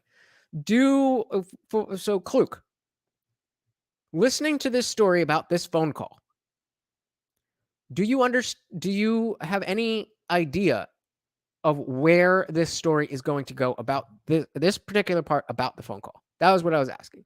I'm going to let it play it because I didn't realize Tyler and Bull Rush had seen it. But I was just curious because I saw it when I was first watching it. I was like, oh, yep. And I was just wondering if you guys had seen it. But never mind. Conversations with me. But Tyler, Bull Rush, that's a good question, right? About Cailin and George's actions. That it was a very strange conversation. It didn't seem real because he was talking about a bunch of stuff that he already knew. A bunch of things that he already knew, was aware of, and repeating them as if he didn't know them. And I got a bit of a creeping suspicion that this was a setup call. It wasn't actually a real conversation I was having with Tommy. So I asked him, Tommy, are you recording this conversation? Is there something weird going on here? And he goes, no, Lauren, I would never record our conversation. That's bizarre. No, of course not. Joke's on me. I just thought it was cool because I was like, oh, I know. I obviously he's recording the call. I just wanted to know if I wasn't cool because everybody was like, oh, obviously. But can I just feel cool, guys? Can I just feel cool for guessing a thing? I didn't think about this for months and months afterwards until it came out that Tommy was in fact recording our call. And he was doing it because the BBC were planning a massive expose on him as cocaine, hookers. I don't know. I never kept up with the whole drama. But essentially, Hope Not Hate were trying to use the email they had on Cailin to get him to go and do this BBC documentary exposing Tommy. But Cailin had warned Tommy about the BBC documentary because, as I said, he was telling Tommy the whole time about everything going on. All right. So again, that's the story. So she's getting a little bit more into the details of the story, but basically this Tommy dude was trying to blackmail the camera people, like the crew that Lauren was working with. Like I said, I wasn't sure if I was going to do this in 2 parts.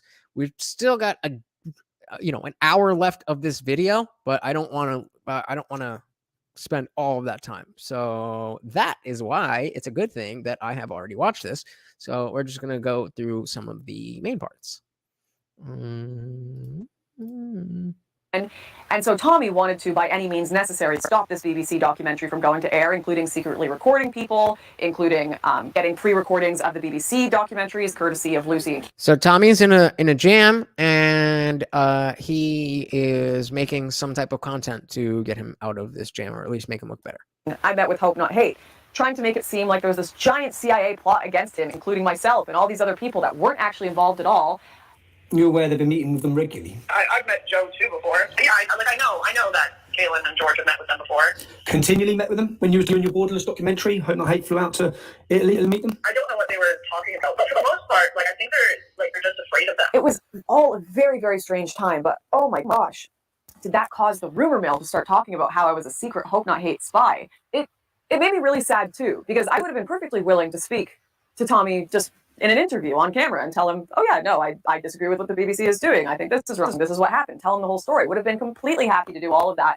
But it can't just be, a complex story of exposing what the BBC did wrong. It had to be a total victory for Tommy, even if that meant destroying the reputations of me and everyone else around him. And again, I want to reiterate the point of all of this. The point of watching all of this, breaking this down, and for me watching it again, for you, obviously this isn't, deep, complex stuff that you need to watch it again to get it all in. The reason that I'm presenting this to you guys is because we need to understand just how fucked media is. We know it. But this is a specific example, a long timeline of stories and events that all theoretically match up and show us exactly what the corruption is. Just like how we know Ghislaine Maxwell, or whatever the fuck you say her name, she got 20 years. Good. But where's the fucking list? Where's the fucking list? Where are the flight records? Obviously, this isn't as consequential as that. But knowledge is power.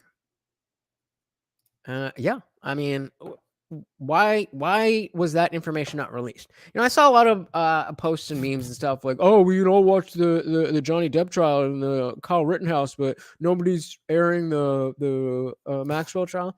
It's like, you cannot have cameras in a federal courtroom. Johnny Depp that was a civil case, and Rittenhouse was a state case. So, hell yeah. Wait, which one? Because are you talking about Rittenhouse or Johnny Depp? I'm gonna guess you're talking about Rittenhouse, but either way, I mean, I got most of my subscribers off of Amber Heard videos. So I ain't mad at it, As long as it was a total Tommy victory. And it was the same shit I had seen over and over and over again, from Milo to Ezra to Faith to the tour managers, over and over again. Just people screwing over everyone around them to save their own ass and not telling the full story to their audiences, not explaining what had happened because it's too complicated. So they need a simple story where they're just the good guy and everyone else is villains. And this has all been leading up to. It's still hard for me to even think about or talk about today, but Borderless is published. It's done really well. People loved the movie. We've had some massive exposés of criminal behavior from NGOs, incredible on-the-ground interviews with human traffickers. It was really a beautiful thing. I'm really proud of that movie. But I'm sick. I'm tired of politics. I cannot stand all of the backstabbing. I cannot stand the behavior, the selfishness, all of it. And I think it's making me a worse person too, because I'm at the point where I can't even talk to people or make friends or trust anyone in this world. I don't want to live like that. I don't want to be like that, right? And the thing is, this happens to people regardless of whether you are putting your opinions out there or not. If you're just on Twitter all day arguing about this stuff, you're going to have the same effect. So just because she is, it's on a larger scale for her, we still need to understand that, this is where this goes. If we don't learn to have conversations, we're all going to be stuck in this world where we don't know how to communicate with each other. Oh, I didn't know that. That could be that could be some very interesting stuff. Do you if you got like articles or something, drop those in the Discord. I would love to read that stuff. Yeah, I didn't articles or videos or whatever. Yeah, I would love to do that. So I just want to start a family. I just want to start a family. I was actually married at this point when Borderless was released. Nobody knew that. And my husband and I had decided to have a child. And he's Australian, so I wanted to be able to go to Australia, visit family, of course, and see family. But there was one problem. So this is a part where, you know, we've been kind of listening to drama, as she puts it, but this is where, you know, it comes to the kitchen table. This is where it becomes something that's not just, oh, here's this girl's story who happens to be popular on YouTube. This is where it gets, it's, at least for me, hits home. Fixed because of all the activism I had done, South Africa, Borderless, all of it. I had been put on a list called Vacuum. It is typically for criminals and terrorists that can't travel to other countries because they've got a record that won't allow them to enter other countries. And I'd been put on that list due to my political activism. And it meant that I couldn't get a visa to go to Australia. And I'd been advised the only way that I was going to be able to see my family, grandparents of my child, was if I quit politics altogether. So what I kind of expected to be like a slow trickle out, calm down, maybe do a few videos here and there, but settle down out of the political sphere ended up. Does anybody have that, sorry, real quick. Does anybody have that extension where you can still see dislikes on a video? Because I don't know, I had 13 and I was like, oh, please get me to 15 because I don't like 13. And then I went to 12. So I don't know if somebody unliked their like or disliked the video. Being a full cutoff. Just publish a letter and say. But if you haven't liked the video, I would really appreciate that. I've been sitting here for over 4.5 hours. Goodbye to everyone. Shut down all my social media, shut down my subscription site, all of it, instantly. Otherwise, my visa was going to be rejected and I was never going to be able to enter the country. And that's what I did. Right after Borderless came out, published, I'm leaving, I'm quitting. Just a nice little letter I emailed out to people and said goodbye. Said I wanted to focus on family. I didn't talk about why. I didn't tell anyone about the Australia vacuum stuff because that would probably jeopardize my visa too. I couldn't publicly discuss, you know, those government affairs and problems. And I was lucky enough that right after I published that letter, I did get a response that said, your visa's been accepted. You're allowed to visit the country now. It's one stipulation that you have quit politics and you will never violate any of our character assessment standards again. I kind of wanted quitting to be on my own terms, which made me sad because it wasn't on my terms. It wasn't really on my terms. It was on the government's terms. That's weak. Who the fuck does that? Who the fuck does that? Like if you're just watching and you don't like it, okay. If you're watching and you hate what I'm saying, you dislike, all right. Well, who fucking hits the like button and then it's like, nah, actually not. That's fucked up. I definitely feel like the end of my political career was stolen from me by that. Sorry. It's really nice to tell people what actually happened. You know, I think a lot of people, especially like a lot of my biggest supporters, they felt very abandoned. They felt like I just disappeared and left them and I didn't give any explanation, but it wasn't because... That feels like a very honest telling of what she saw happen because she did. She just disappeared from social media and she didn't give any explanation. And, you know, again, I know I'm some tiny channel, but I take this shit seriously. I take you guys seriously. Those of you who show up, it means a lot to me. And those of you, you know, the people who used to show up and maybe don't show up as much anymore, it sucks. And I notice. So the reaction that she had definitely, again, pulls me towards the direction that this is something that is true that she's been wanting to say for a long time and just hasn't exactly as she described. Because of that. There was a lot more going on in the background that I never spoke about. Definitely times where I wish I could go back and tell myself never to go to that conference, just stay in the army.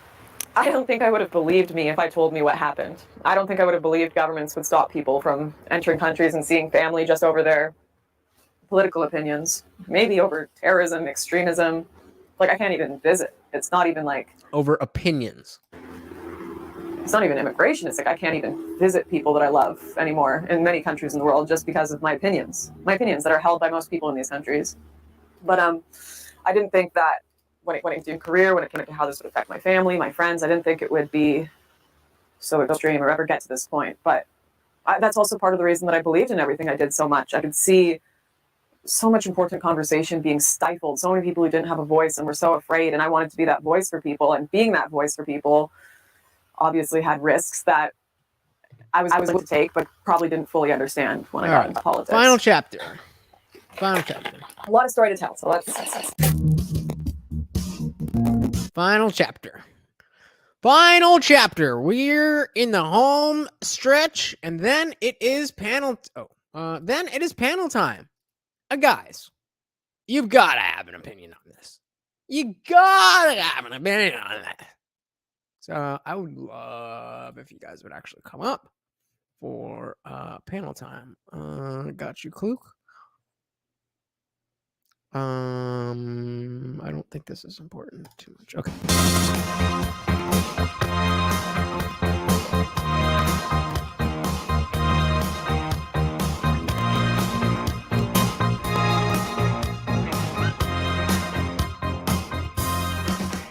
So then I've quit. I published my letter. I'm going to go be with my family.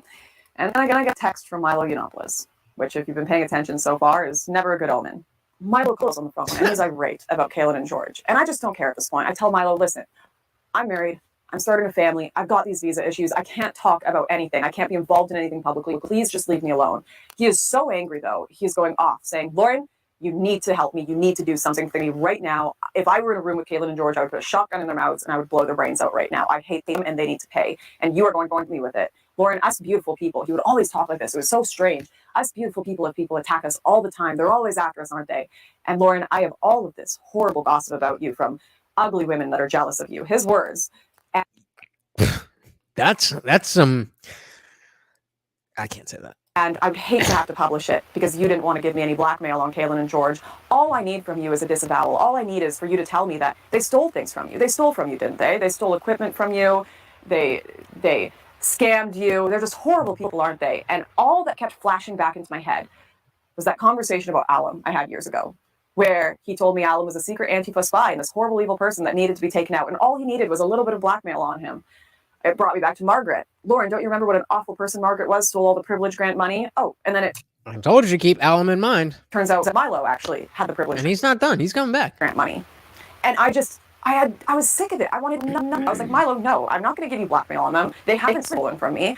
I don't want to be involved in any of this. And half the questions you're asking me are extremely leading and completely untrue. So I just told him, no, Milo. You know what? Write what you will about me. I don't want to be involved in it. I can't. And Milo's like, oh, sweetie, darling. I'll send you an email. Don't worry about it. That's so funny. I get it. I am referencing How I Met Your Mother when I do it. I'm like, oh, honey, sweetie, baby. But he basically just did the same thing. And I think that's hilarious.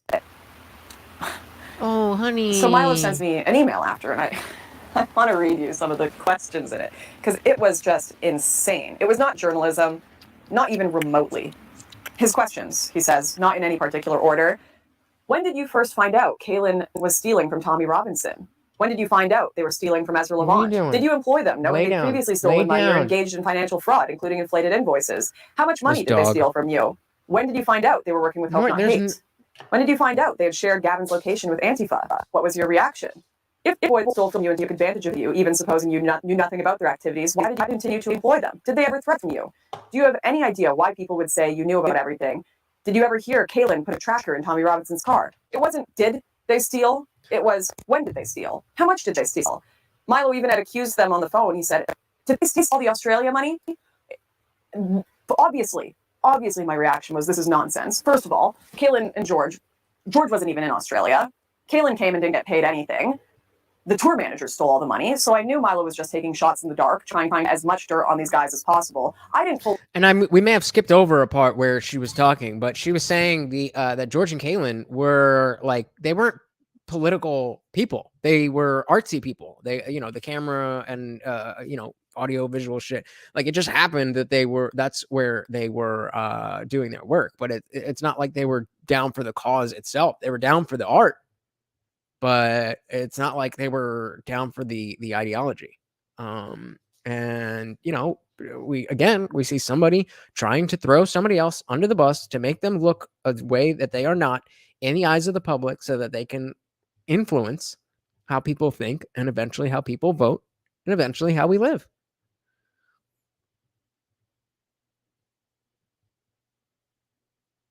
I just don't understand how you could think that will work out. Even if in the short term it works out for you, then especially in an industry where you're a public persona, how's that not going to get back to you?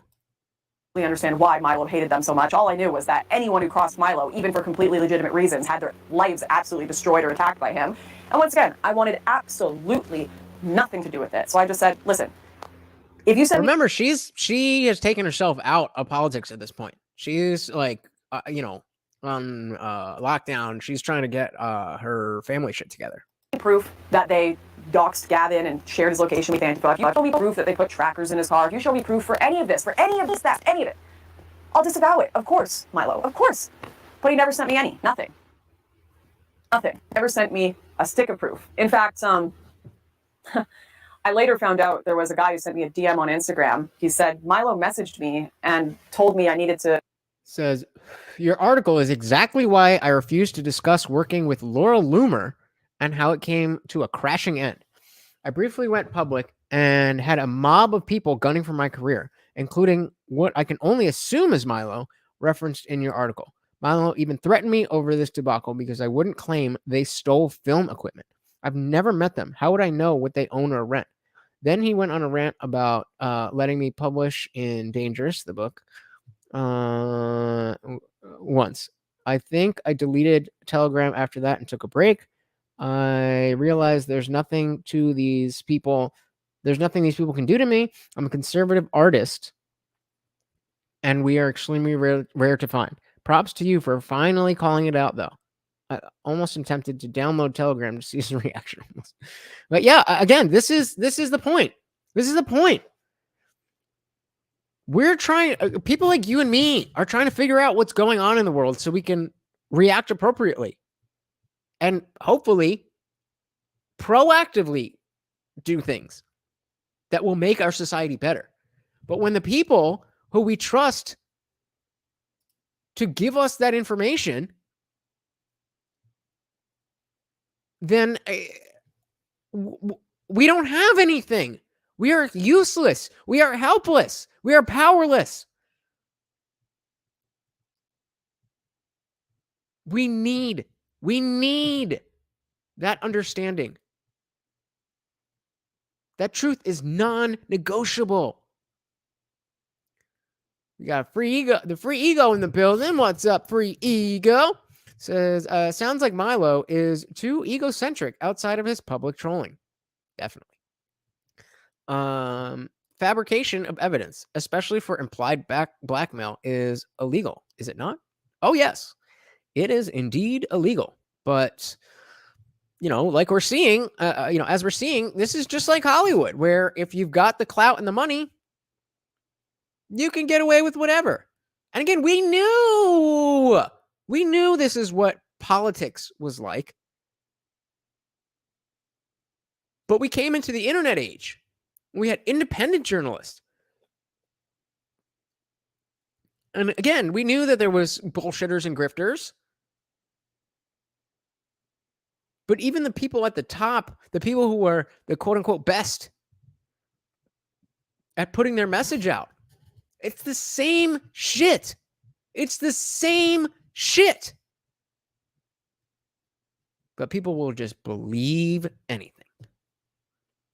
That's why, if you look back at my streams, most of the shit that we do is saying, hey, this is what's up. Do we believe it? That's what I want to do here. There's a lot of information flying around. I want us, all of us, to be a community that I can bring this stuff to you guys. You can bring stuff to me in the Discord. And we can talk about, hey, what's going on in the world? What's going on in the country? What's going on in my goddamn neighborhood? So that I can make decisions on how to behave and carry out my life that will not only be the best for me, but be best for the people I care about and my countrymen in general. And when you got this shit going on, how are we supposed to do that? Hey, Little Toes is back. Who's this AOC fan account? I'll let y'all handle that. Write to him saying, Cailin George stole from me. And he tried to leverage the fact that he let me write for his website Dangerous once and said, you owe me one. So I need you to write a message saying Cailin and George stole from you for his article. And he said, I've never met Cailin and George. I've never worked with them. I've never used their equipment before. How could they have stolen from me when I've never known them? But once again, Milo did not care about involved. Even if there were nefarious things that Cailin and George did, it wasn't, Milo wouldn't have cared, wouldn't have been enough. He has to lie in everything he does. Oh, it was just so insane. So I was just so sick of it. I was like, I'm not going to disavow them. I'm not going to throw them under the bus for you. I don't know what you've got up your sleeve. If you hate them, that's between you and them. Leave me out of it. He called me multiple times, threatened me multiple times. I begged him, just leave me alone. I've got my family stuff. I just want out of this world, in your world. So again, we get basically that Milo is doing Milo. What do we have here?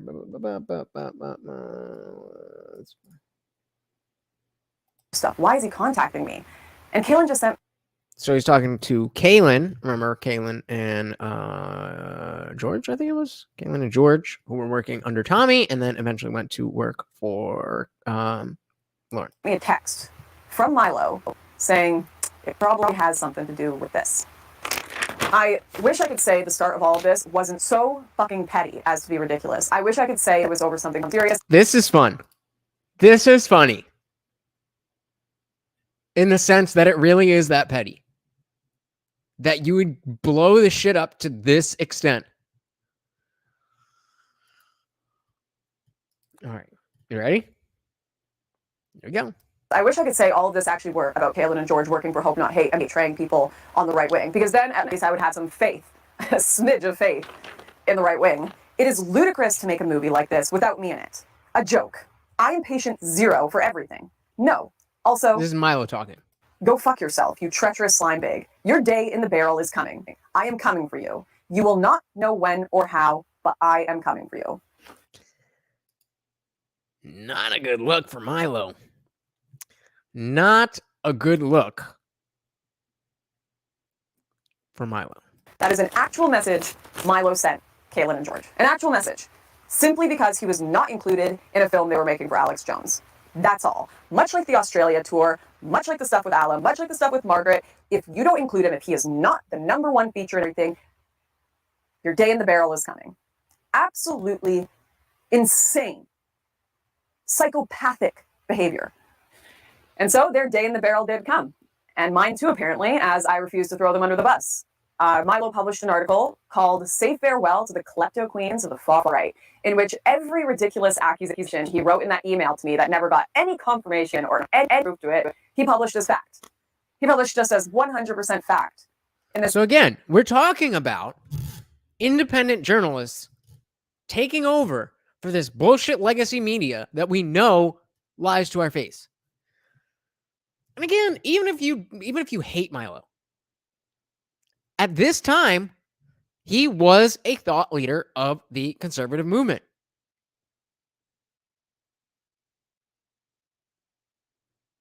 That's undeniable. So regardless of what side you're on, that's important information. Peace. I knew within the first minute of reading this article, it was complete nonsense. If I went through all the accusations in this article, it would be another 4 hours of this video. Yeah, I could easily go through and debunk 99% of the things, at least anything I was involved in. So like one email says that the boys stole $10,000 from me, and they put a screenshot saying, hey, missing $1,000 in travel expenses. But if you actually read the full email, you'll see at the bottom it says receipts. We're missing the receipts. We need to get them in so we can file them for tax season, which is She came with the receipts. Literally. completely reasonable and what every properly operating business does. So that's just how Milo would operate. He'd take one piece of evidence and say, look, I've got this one piece of evidence, and then extrapolate a ton of stuff that didn't happen. But as long as he had that one reference that people didn't read into that much, he could pretend it was a receipt for all of the lies he would write. There was another bit where he had an email, or there were late rentals, late returns. Sorry, what at this time? Wasn't this point in the timeline relative? Yeah, this was, oh, so it says right here, this was February 13th, 2019. Oh, you yeah, you can see that. Yeah, right on the bottom here. It says February 13th. So assuming that the conversation they had was probably in the couple weeks before that.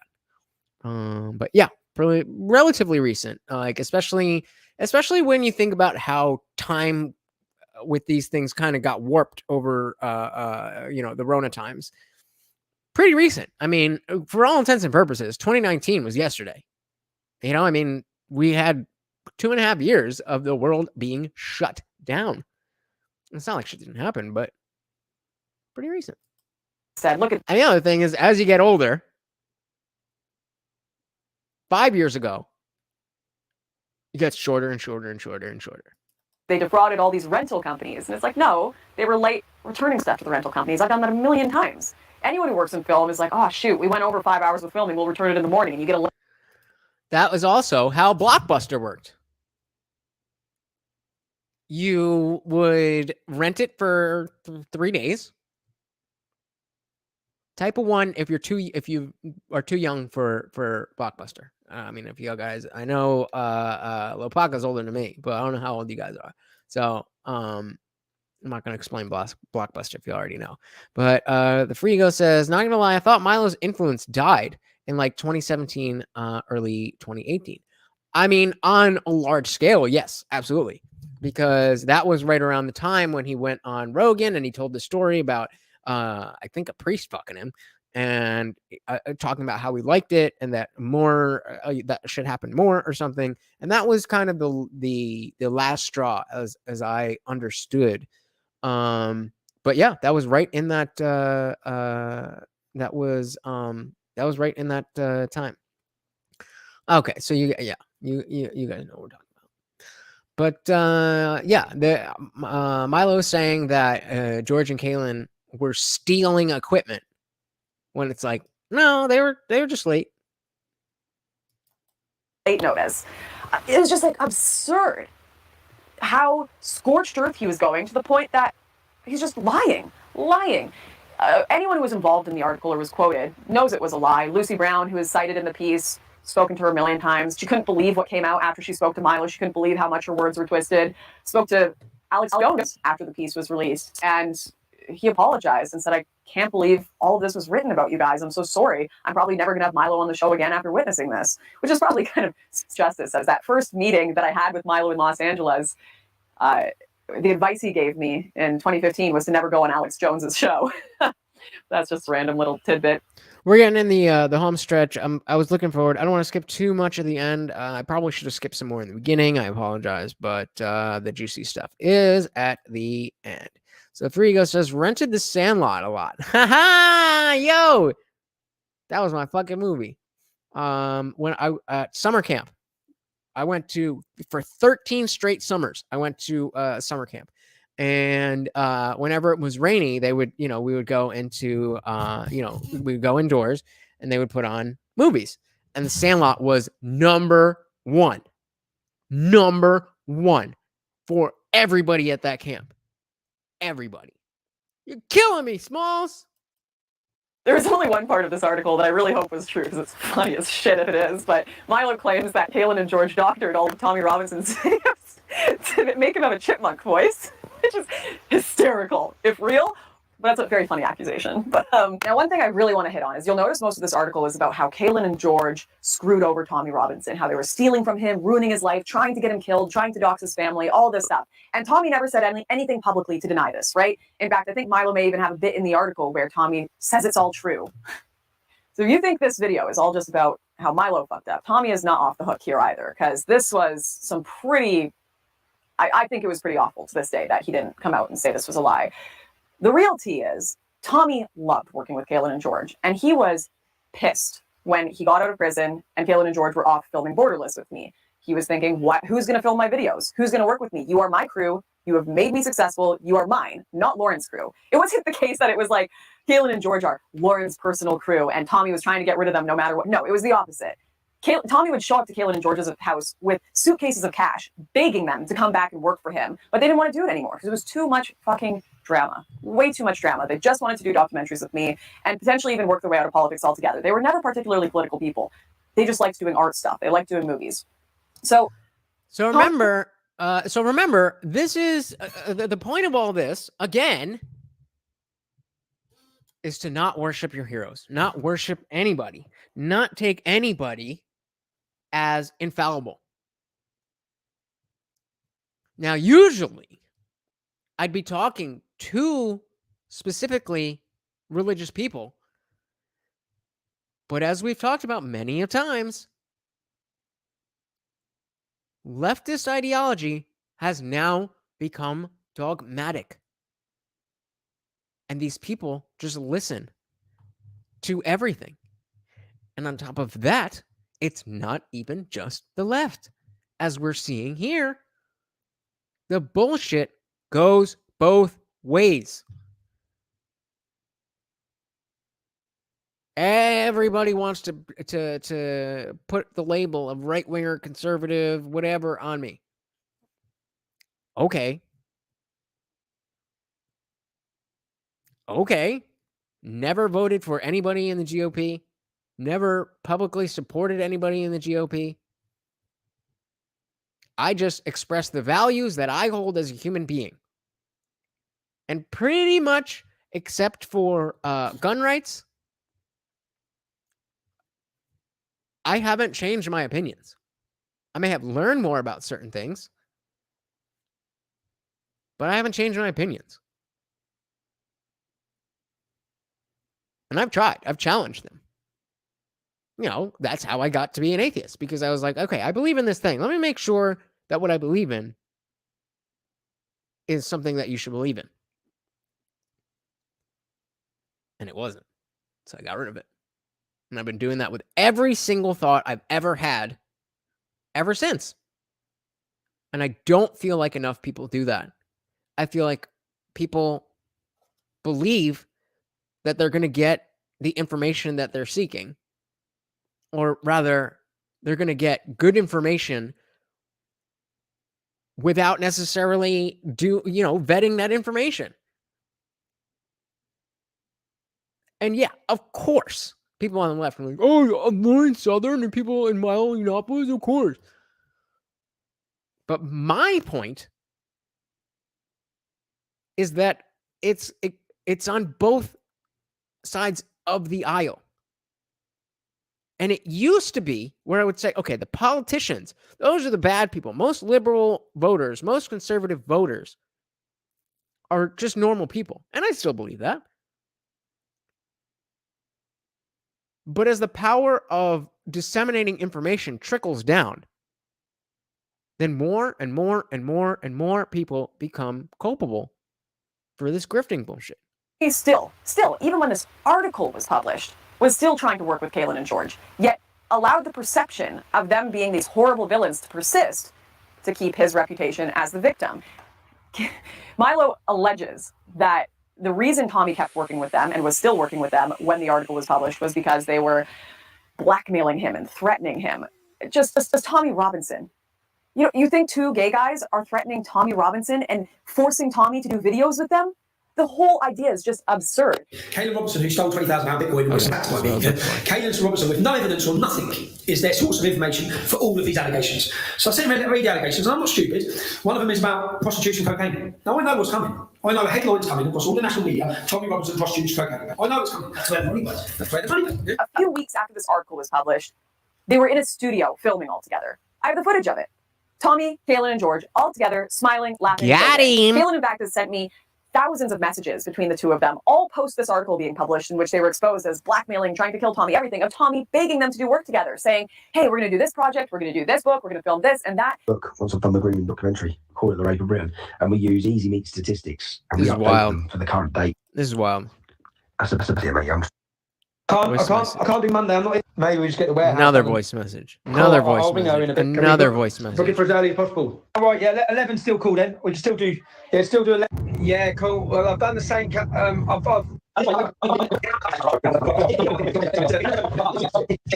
This is Tommy, the guy who says that George and Cailin were blackmailing him, talking to George and Cailin. Like, yeah, bro, we good. This is just straight up bullshit. It's just bullshit. And it's like, I don't necessarily have an article or even a single line to say, look, all of this led to this lie. It's more about a culture of not caring what is true and caring more about clout. That's a bigger focus, in my opinion. Yo, good morning, bro. Sorry, mate, chasing you on that thing. I want to watch it. So calling him bro on July 2019 in the Milo article where Tommy refers to Cailin and George as fraudsters and vows never to work with them again, June 10th. Remember we had the screenshot, bro. Cailin, you know the photo? Yeah, it doesn't matter, bro. Yeah. Voice message is still going. It's the same thing since dot one of meeting the three of them. There had been too much shit that had happened publicly. Tommy had blamed them for too much of his problems, much like Lucy Brown, made them the scapegoat for everything, but didn't have a good enough film crew to replace them, so kept begging them to work with him privately behind the scenes while lying to his audience, pretending they weren't working together, and they were these horrible, awful traitors. And it was the most disgusting shit. It was so disgusting to watch. I mean, Tommy had his reasons, but to me, they're still inexcusable. So when people look at me today and they're like, oh, but can't you see that Cailin and George are these awful traitors that went and worked for the left wing, and they went and exposed all these right wingers, and now they're working for this huge left-wing media company? Remember how I was comparing this to Kyle Rittenhouse?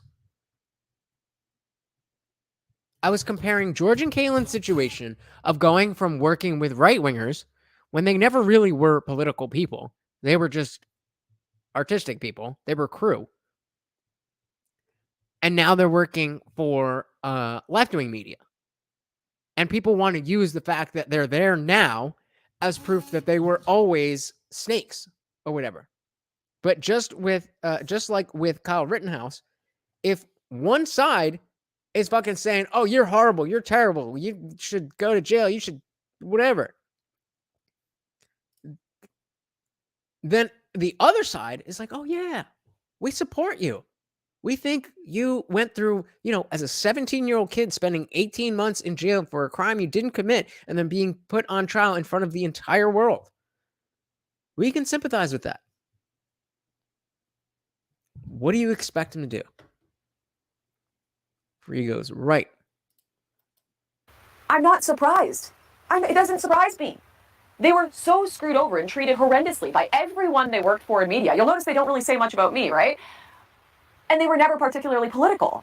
They weren't these big, yes, I'm a huge right-winger, let's fight for the fight. They were just artists that got into this world of politics and decided, holy shit, there's no way we're staying in here. Everyone's blackmailing each other. Everyone hates each other. If I don't include this one gay guy in a movie, he wants to kill me with a shotgun. Why the hell would they want to stay in right-wing politics? And this is the real hard pill that people have to swallow. You can't just call people traitors that you run out of your own movement. You can't just sit there and claim to be a victim of Cailin and George. After you spread a bunch of rumors about them, you lie about them, you make them hate every single thing about the right, and then pretend until the right can accept that they are cheering people away, it's not going to grow, not going to get better, and it's certainly not going to get better when they're chasing away the only artists in their movement. That is the bottom line. And just like the stream I did 2 days ago about pushing people out of your movement, out of your group, out of whatever you want to call it. Whether it's by this crazy blackmail, celebrity clout story, or it's just by using buzzwords that people will not accept.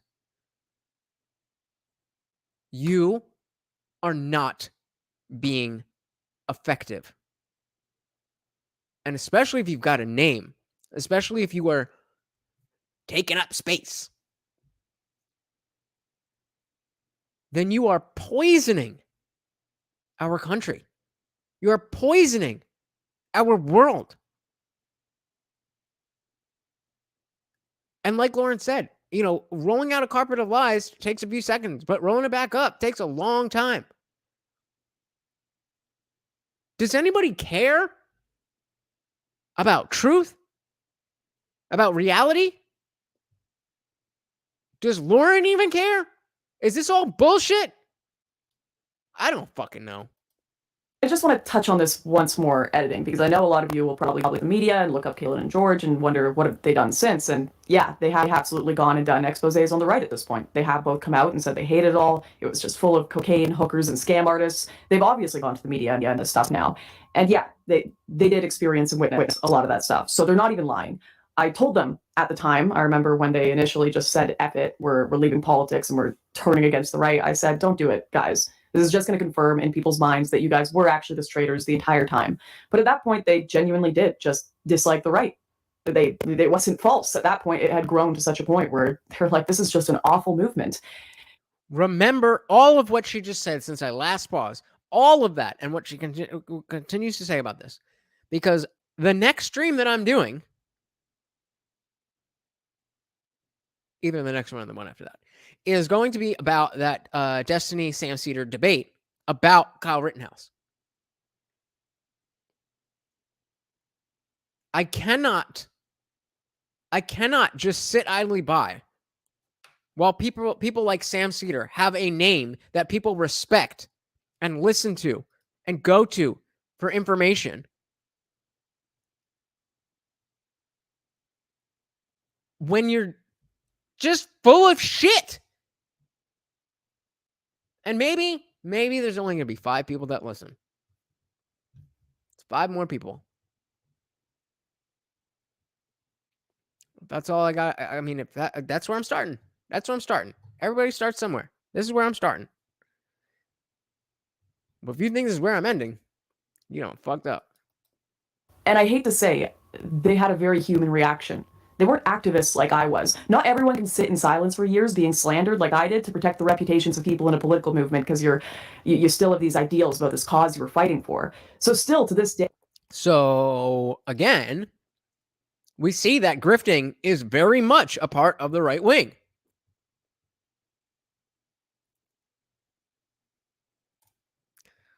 Unfortunately, before you go, you are wrong about that. There are many people who respect him. There's a lot of people who know it's good. But there's still people who call Crowder the coward for not debating Sam Cedar when he was ambushed, when he was supposed to be talking to Ethan Klein about just following the CDC. Oh, they just tell you what to do. You know that. I know that. Most people don't even know who he is, but the people who do, most of them believe that Crowder chickened out. I mean, I very likely would have taken that conversation. Do you guys know what I'm talking about with the Ethan Klein, Sam Cedar, Steven Crowder? Ethan said some dumb shit. Crowder was like, come on the show, we'll talk about it. They come on, Ethan goes on the show, and I was like, oh, hold on, and then switches it, and Sam Cedar's there. It was like, oh, fuck you, I'm not talking. Like, what are you doing? Me and Ethan are supposed to have a conversation about something that Ethan said. Why are you here? Well, I just wanted to have a conversation. Blah, blah, blah, blah, blah. Frigo says, those people are Twitterati's, not Twitteratis? Am I saying that right?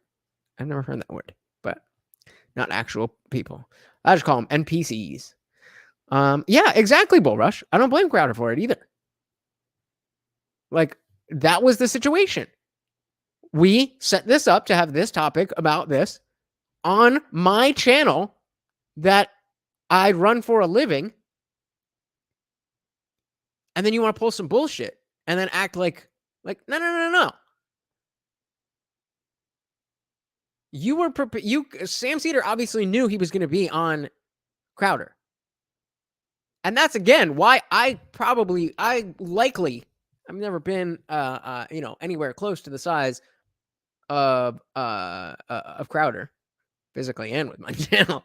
But I cannot see myself being like, "Oh yeah, you want to do that?" I'm like, "Fuck you. Let's go." Okay, go ahead and say whatever the fuck you got to say. Anyway, the point is that he was talking to Destiny a couple days ago about Rittenhouse, because before that, Destiny was watching a video of Sam Cedars where he killed 2 people with a gun. He killed 2 people and named another one. It's like, yeah, and in self-defense, though. That's what is either is next, or I have a couple people that are interested in a gun debate. So that'll be definitely not a debate, more like a panel discussion, but one of those will be next. Hey, even though they came to dislike the politics, even though they came to dislike what I did and what I still do and are working against it, I understand why. I understand why. I said I get through this, and I'm going to get through this. One day. Got this. I feel you, girl. Remember when I mentioned that text from Milo where he said, I have one last chance to throw Cailin and George under the bus? Well, I got to give the man credit. So I think we might have skipped over that part. When they were it was right at the after when she was talking about how Milo called her and wanted dirt on blackmail, to be more specific, on George and Cailin, and then he threatened her like, "Oh, honey, you're not gonna want to do this, and you're gonna be sorry," or some shit like that. He has followed through for his threats, right? He told me, I've got a bunch of gossip from ugly women, his words, that are jealous of you. And I would hate to put it in my article, Lauren, but just gonna have to do it if you aren't willing to throw Cailin and George under the bus. I guess my one crime in politics was I was one of the few people that just wouldn't over my support staff over and over. See, she blocked, she bleeped that word out, what she didn't do before. Did she forget? Forget to save my own career. Should have learned my lesson. But yeah, he definitely followed through with that threat. And if you get to, I don't know, halfway through the article, he begins with his discussion of Lauren Southern and how I was involved in all of this fraudulent behavior, how I was all part of the plan, secretly talking to Hope Not Hate. But even worse, everything I did was a lie. Everything I did wasn't actually me. It was all written for me by men that I was blackmailing and sleeping with for content. Is there any more of a classic go-to attack a woman thing you can grasp onto than nothing she did was her own, and she fucked her way to the top? I'll give him that. I'll give him credit for picking the most hard-hitting attack you can get on the right towards a woman, right? Really twisting the knife point of this bit was where he says, so remember, I told you to keep in mind that guy, Alum. Bukhari was the one who goes through all of my stuff. Was where he says, Alum Bukhari was the one who goes through all of my stuff, and that I was blackmailing Alum Bukhari to write for me. Now that wouldn't really hit anyone the same way reading that article, other than people who knew. about what had happened with Alum at the beginning of this video. Remember that that same dude was the one who was ghostwriting all of Milo's shit, all of Milo's books, all of Milo's speeches. Dude's got balls. Dude's got balls. Be like, no.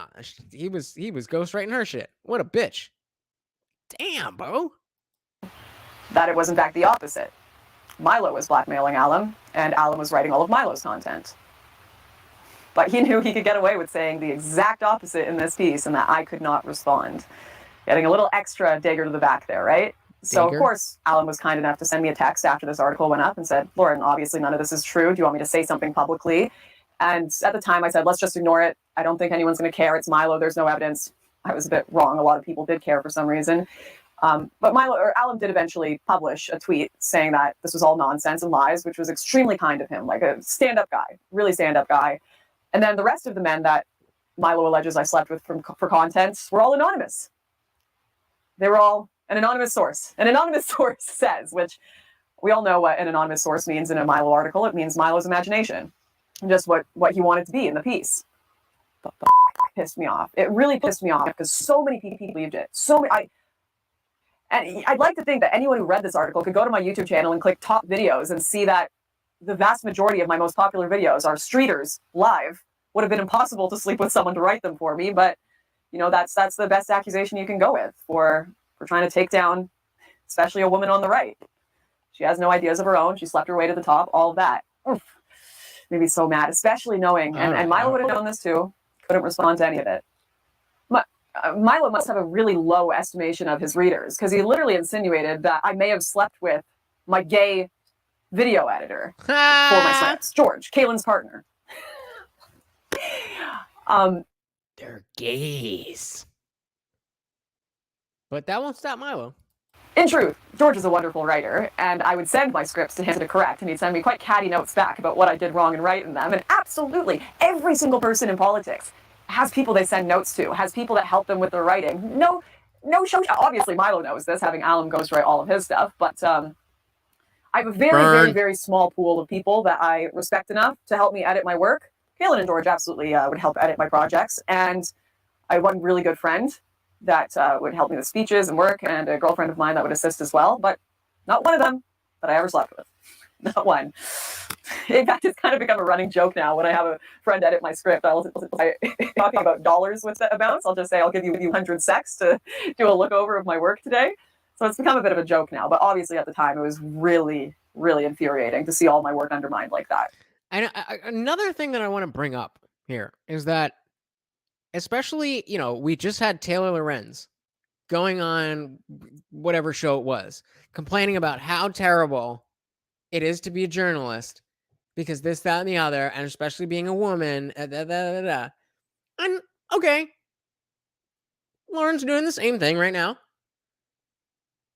but she's not crying. She's not like, I don't know. It just sounds like, you know, especially since she's come back and she's done a lot of work, I simply believe the notion that this is something she wanted to get off her chest. I haven't seen anything else. I haven't seen anything that would make me think that this is lies. So, and maybe I'm blind, guys. Maybe I'm blind. Well, that's what the comments are for. Let me know when I'm wrong. I want you to. I dare you to. One thing that made me extra emotional about this bit of the article was I had spent so much time in my life standing up for men who were falsely accused. Men who were falsely accused of rape, of nefarious actions, whatever it may be, mostly based on the argument of innocent until proven guilty. We need to look at the evidence. And to have all of these red pill YouTubers, Meninists, MGTOW, MRAs, make videos coming out just... See, that I don't remember. And I haven't really watched red pill content for that long. But I really don't remember any of the channels that I watch in that space going after Lauren Southern. And I haven't really looked. You already know, bruh. You already know, bruh. That's how we do. That's how we do. But yeah, nothing that we've seen here, in my opinion, shows that she's doing this for any other reason than to just share her story and say, yo, there's so much shit going on here that it would be more dramatic for me to hide it than to just be like, yo, this is happening. And that seems legit. I don't know. What the fuck do you want from me? Critically believing everything that had been said about me. That pissed me off, you know? According to an article released by the now very desperate Milo Yiannopoulos on his website Dangerous.com, Lauren's 2 gay employees and cameramen, Cailin Robertson and George Llewellyn-John, were involved in all sorts of fraudulent money-making schemes and risky backstabbing behavior, which Lauren Southern was clearly aware of during the filming of her documentary Borderless. Simply put, Lauren milked the majority of her thirsty fans for a few years and could now afford to burn out. So you can't see the title of the video that Lauren is playing in her video. It's called Lauren Southern Played You. And again, the reason that this kind of stuff is important to me is that I want to know what's good with the people that I listen to. I don't have the time or energy to spend my entire day reading the same story in different news articles. So I rely on people who make it their job to do that and then disseminate information to me. That's what a pundit is. And I've had conversations where people are trying to tell me like, oh, you can't trust pundits at all. You can only trust what you read. I think that's bullshit. I think that's some liberal elite type shit where it's like, oh yeah, you watch a YouTube video? It's like, yes, a multi-million-dollar company of somebody who started from zero, who's been right about almost everything for the last 10 years. Yeah, I listen to them. In the world of politics and retired early with the money she had made on her naive fans. Here's what a lot of people don't realize is so much of the political is personal. When you see videos about Lauren Southern was a fraud, there's a good shot that that person feels scorned by me in one way or another, and it had absolutely nothing to do with them genuinely believing these things and everything to do with them wanting a chance to take a shot back at me because they're upset with me, typically because I didn't date them or didn't sleep with them. That's just a sad reality. Let me take you back to is the question about Alex Jones. Do I trust him? Do I believe him? What about Alex Jones? Filming Borderless a few years. I remember sitting at a cafe in Vienna, and there's this YouTuber named Squatting Slab TV, and it was the creepiest thing ever. I had posted a photo of a napkin and a cup at a cafe, and I come out from the bathroom at the cafe to go back to my seat, and I see this man standing there looking down at his phone and looking up at the sign above the cafe, looking at the napkins and looking around, and then he sees me and like zeroes in and starts making a beeline for me. And I look up and I'm like, who is this guy? What is he doing here? He looks down and he's like, hello? Are you Lauren? Are you Lauren? Oh, I'm Squatting Slab TV. And like asks me to sit at my table with me. And I can see he found where I was in Vienna by looking at my Instagram story and finding the label on the napkin to stalk me to come and try to have lunch with me. It was the creepiest thing ever. And I told him, of course not. Please, like, leave me alone. This is really creepy and weird. And after I said, how many dollars are in your Alex Jones was right jar? Should be lots. No to him and said, I don't want to have coffee with you after you stalked me to a cafe in Vienna, I started seeing this guy come out with all of these videos about how I'm a horrible, evil con artist. Now, I typically want to give men the benefit of the doubt when it comes to, dating situations and stuff like that, because we've been primed to always take the woman's side. But this seems legit and fucking creepy. Like, bro, this is the kind of shit that ruins it for the rest of us. The rest of us that just want to go and cold approach, a cute girl and say, hey, you know, maybe we can get a drink or whatever. And now those women have to be on guard because of fuckers like this dude. Because it's my mental Alex, my mental Alex Jones was right jar because gotcha. But yeah, I mean, do you agree or do you disagree? She posted an Instagram post at a restaurant. The name of the place was on the napkin. Some dude took that post and tried to go have lunch with her. Off of, hey, you're here? Oh, hey. I, as somebody who would like to be able to approach women and not be seen as a creep, would not like to be represented by dudes like that. So give me a 1 in the chat if you don't think what that dude did was creepy and that she's just being, you know, whatever. About a dude who just like, oh, you're there. I just wanted to have a drink with you. What do you guys think? I didn't even find it until now, but he actually even sent me a DM saying, Lauren, can we hang out in Vienna? Where are you? But think about how up that is. This is once again one of these situations where this person who exudes this personality of, I care about the red pill, I care about what the truth you, the people, need to hear, actually bases all of their politics off of their own personal experience. I'm not saying the dude didn't have the right to go and do that. You guys like to twist my words. Would you have gone and done that?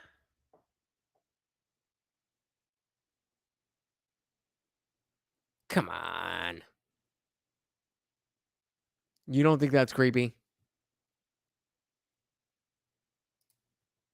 Y'all are on one today. And whether they attack someone or not has nothing to do with whether they're doing good work, whether they're actually trying to get out there and tell the truth, but has everything to do with whether they feel personally scorned or not, whether they can make money, whether they can get sex off something. It's all about them. That's what they base their politics on.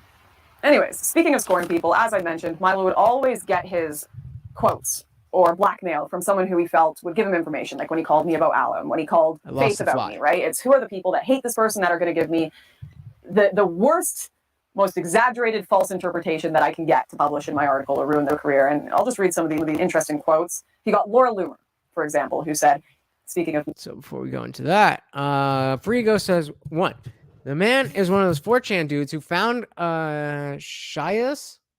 Oh, Shias, he will not divide his flag in the middle of nowhere, Tennessee. Is that true? Or are you just saying like, oh, he's one of those motherfuckers? Yeah, Jimmy Dean is trolling. She is not a 9 or a 10, bro. She's cute. She is not a 9 or a 10.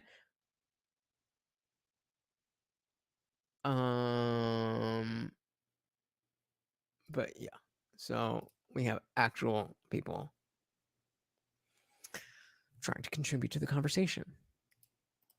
It's a shame that her quest for fame and fortune overrode loyalty to those who facilitated the rise in her career. Then there's Faith, who of course stated Lauren didn't know or care what they were doing of Cailin and George, with Milo stretching her words to make the implication that Southern was in on it. This giant Antifa plan, right? And lastly, he quoted a former friend who is unidentified, who states, trust me, you knew about everything. Why do you think she's quitting? We're almost there, guys. We're not going to go. We're not going to go through her conclusion thing. It's just a recap. Where we got maybe 15 minutes left. Her retirement isn't about making babies. It's about dodging bullets. Now, this former friend is almost 100% Milo Yiannopoulos. That was an important thing. Who is unidentified, who states, trust me, she knew about everything. Why do you think she's quitting journalism? Who retires at 26? Her retirement isn't about making babies. It's about dodging bullets. Now, this former friend is almost 100% Milo Yiannopoulos, because of course, and this is what makes it extra insidious, Milo knew why I was quitting. He knew I was quitting because of his family. He knew I was quitting because I needed my visa. And he knew I couldn't respond to any of this. So he needed to make comments as sick as this to say the opposite of what had actually happened and completely get away with it. To wrap this stuff up, like, this may not seem like a big deal to people watching because obviously it's old news. No one's really talking about that crazy article years ago anymore. But at the time, it was huge. Everyone was talking about it. I had massive. That's a big point on why I care about this. If you're a little bit younger and you don't really, you weren't really into politics at this time, then maybe you don't understand. But politics is so, what's the word? I don't know, just chronological in the sense that what happened 10 years ago matters right now if it has a direct through line. And when you have people believing things about people who are spreading ideas, and then those ideas get sullied by lies about the person, then the entire conversation changes.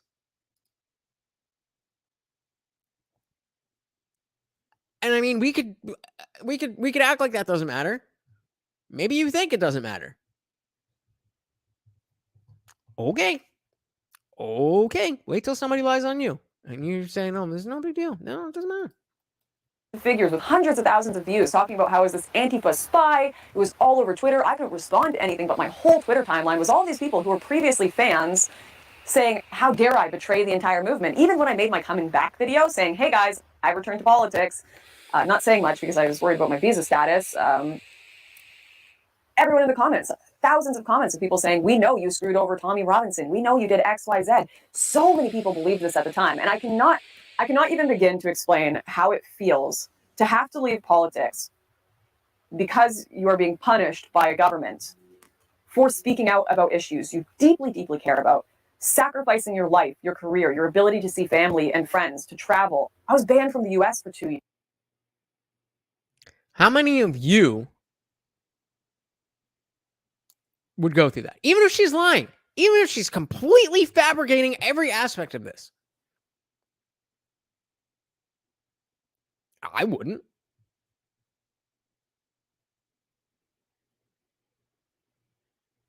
But supposedly she did. Why? I mean, I don't know how to necessarily articulate why that matters. We need people like that to do the things that we are not willing to do, we don't have the time to do, or that we don't know needs to be done. And I'm not saying Lauren Southern is the bastion of journalism or conservatism or anything. She has simply provided us with an example of what is a snapshot of the landscape and why it's so important that you remain skeptical about everyone and everything. Even when you take a position, even if you make a claim, you have to have the humility to say, okay, well, to the best of my knowledge, I could be wrong, but XYZ or XYZ. Otherwise, we're all just walking around fucking parroting somebody else's rhetoric and not actually talking to anybody. And maybe you're fine with that. Maybe you don't want to talk to anybody. That's even more of a reason to want people like Lauren doing what she's doing and people like me doing what I'm doing. So you don't have to fucking do it. Holy. Sacrificing all of this and being forced to quit because of all those sacrifices I made for something I truly, truly believed in. And then to have that silence, that forced silence from the government be used to turn everyone that I fought for against me and to have everyone say I was a fraud. Like, I can't even begin to explain how that makes one feel. Maybe. I'm thinking, especially those who, obviously aren't here anymore, but earlier we're saying we're expressing how little sympathy they had for her being fired for sending an email. Maybe those people are just as much the problem.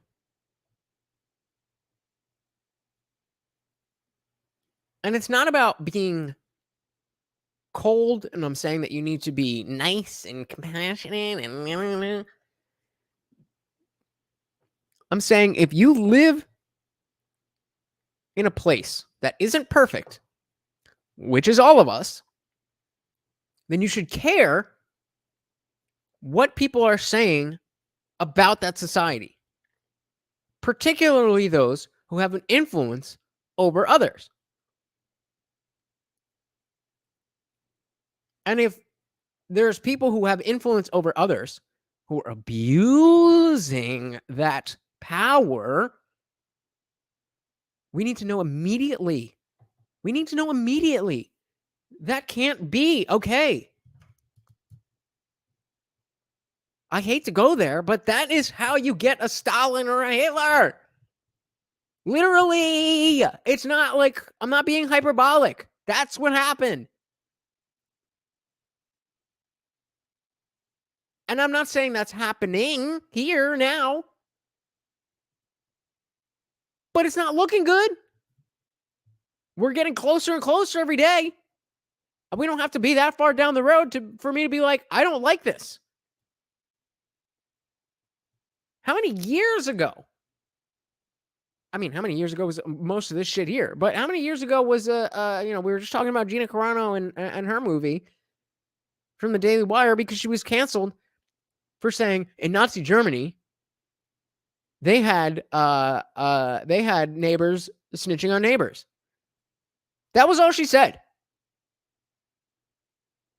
Fired from the Mandalorian. She was a Disney employee. Disney. There's not many bigger companies out there that you know of.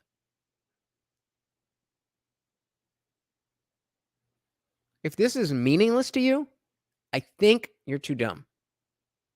I think you're too dumb for me. Now, those of you who are here, I know y'all are smart because even though this isn't the most exciting thing, you understand the importance of this and the relevance of this. It's important. My biggest regret, I've always felt like all of this is just too much to explain. Too much to explain, too complicated. I'm going to have so many people come after me legally for talking about this stuff. I'm going to have, the government come after me for talking about what they did to me. I was so scared to talk about all of this for so long, but I really, really deeply regret that I didn't make this my comeback video and just tell you all what had happened, and I'm sorry for that. I genuinely am sorry. I was really angry with a lot of people who just believed all of these things with no evidence. I was really angry at... Are you dumb?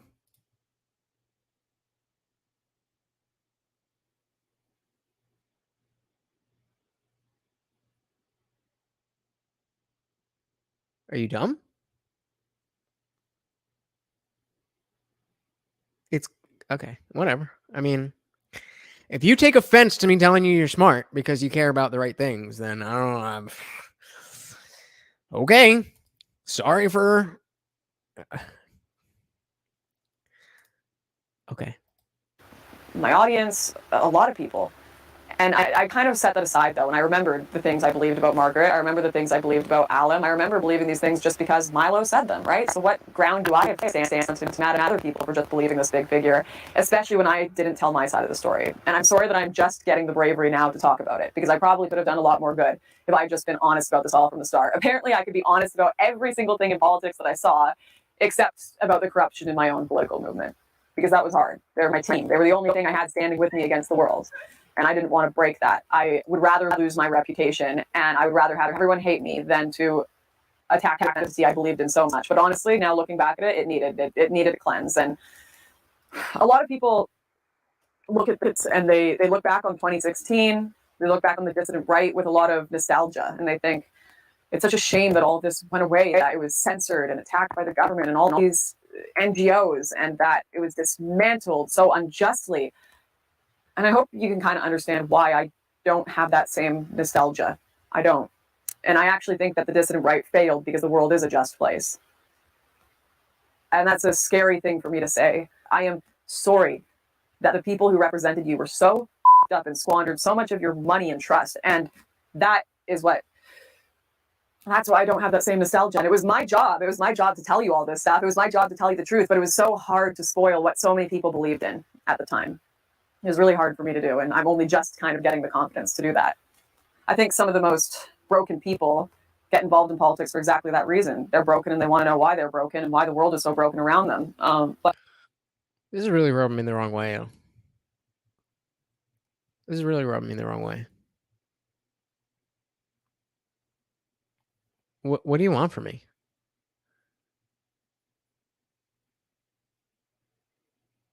Do you think I'm like? Do you think I'm bullshitting you and just saying that to like, oh, Lex likes us? Is that what you think when I say that?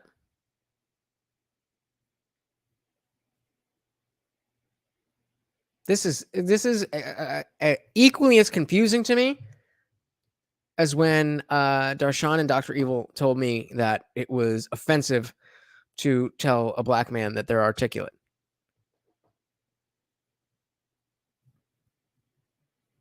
I never said articulate for a black man. You assume that. I'm giving you a compliment. How is this patronizing? If I was lying,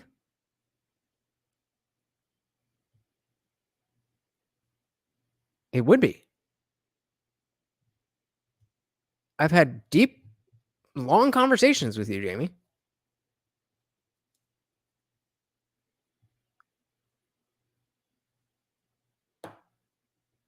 No?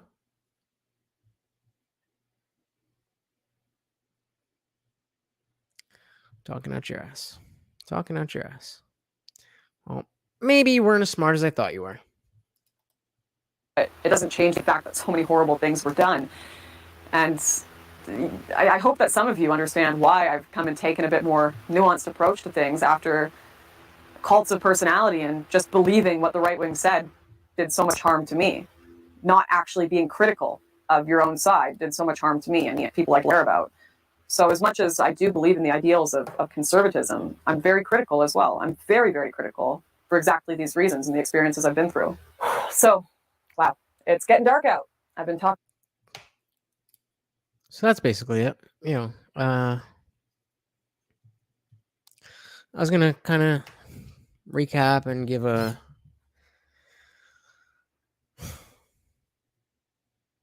little thing on, you know, why I thought this was important, and but apparently you don't need any of that from me, and whatever I say is patronizing and making you feel bad. So I apologize. That was never my intention. But that's the world we live in, I suppose. And of course, nobody is going to come up for panel time.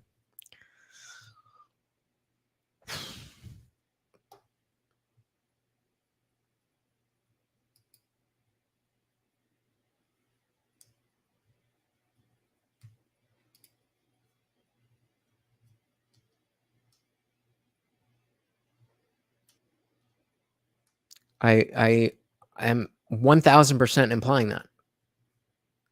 That is 1000% why I started this channel. To bring smart people together to talk about things. Because if you just go out in the world, you go on Twitter, you go on Facebook, you go on whatever, and you find fucking morons. So I decided to build my own place where I know that people who are smart enough can gather and not have to worry about dumbasses who say dumb shit. I mean, what's so wrong with that? That I think I'm smart? Do you think I'm not smart? Hit the link, dude. Hit the link. Because that really did rub me the wrong way, and I'm sure you didn't mean to do that.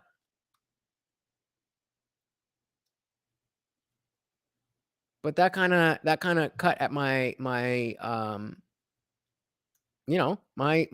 genuineness, my authenticity.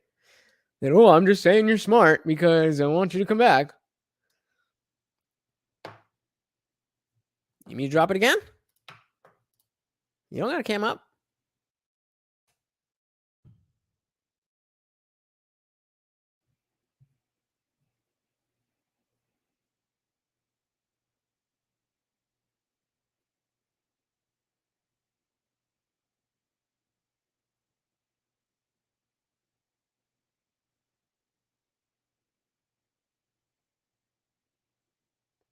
We're waiting, bro. Hurry up. Let's go.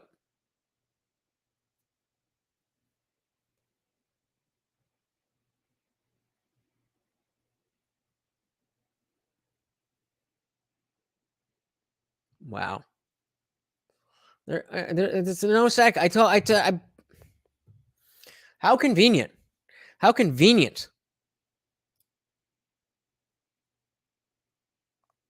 Are you? I mean, there's people. This is a live show, Jamie.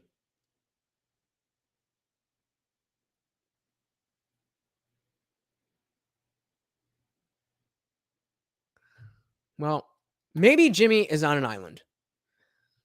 Let me know if he's not.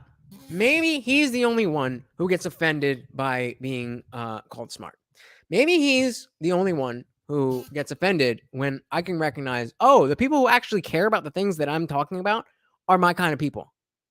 Maybe that's offensive to Jamie. But if it's not offensive to you, I'm glad that you got the right message. That I appreciate that you appreciate the things that I think matter. That's what I mean when I say I can tell you guys are smart. Because I know I'm smart. And I know a lot of people are dumb.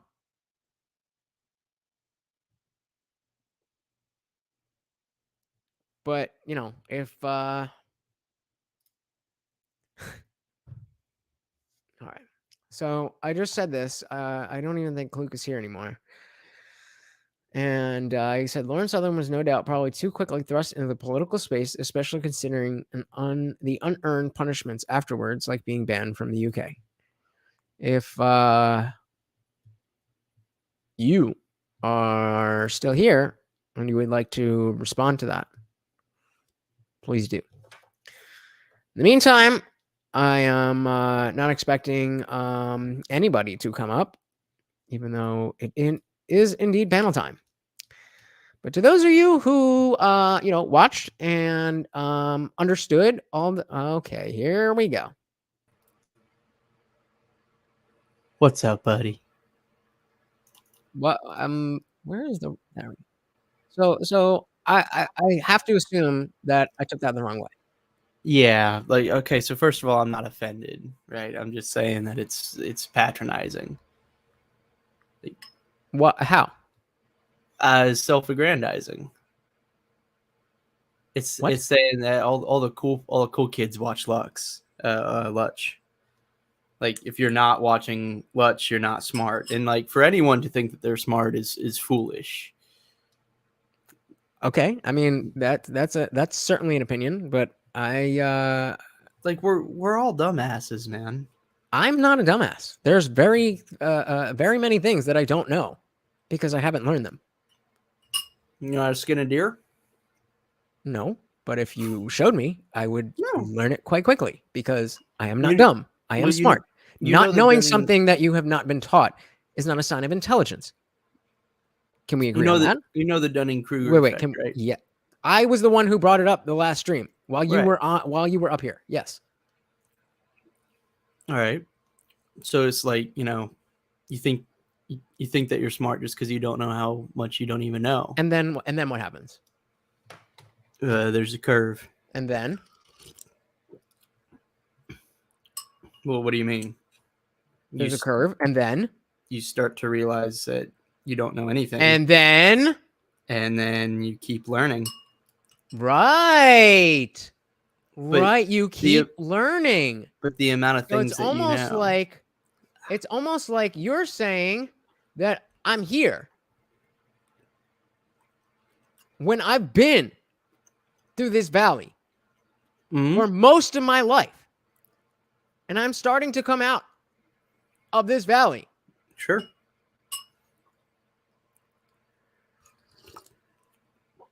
And I can see other people are not quite there yet. I'm not saying there's not people further along. I'm saying I am aware enough to understand that I had a peak of Mount Stupid phase of my life. And that was a different time. Mm. And I've learned more about things. So you're very confident again. Good. Yes. What is I don't understand what the issue is with Yeah, I agree, Luke. What's your issue with My with saying issue that, is that like- issue is that you have an issue with me believing that I'm smart. No.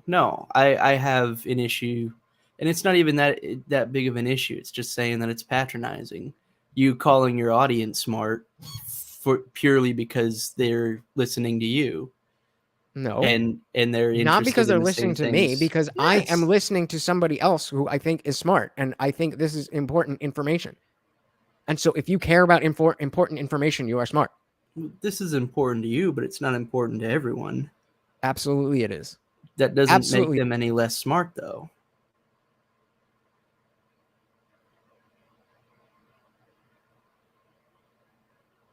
I didn't say that you're not smart if you're not here. I said those of you who are here are smart. No, you said that is exactly the implication. That what? The chat that the follow up.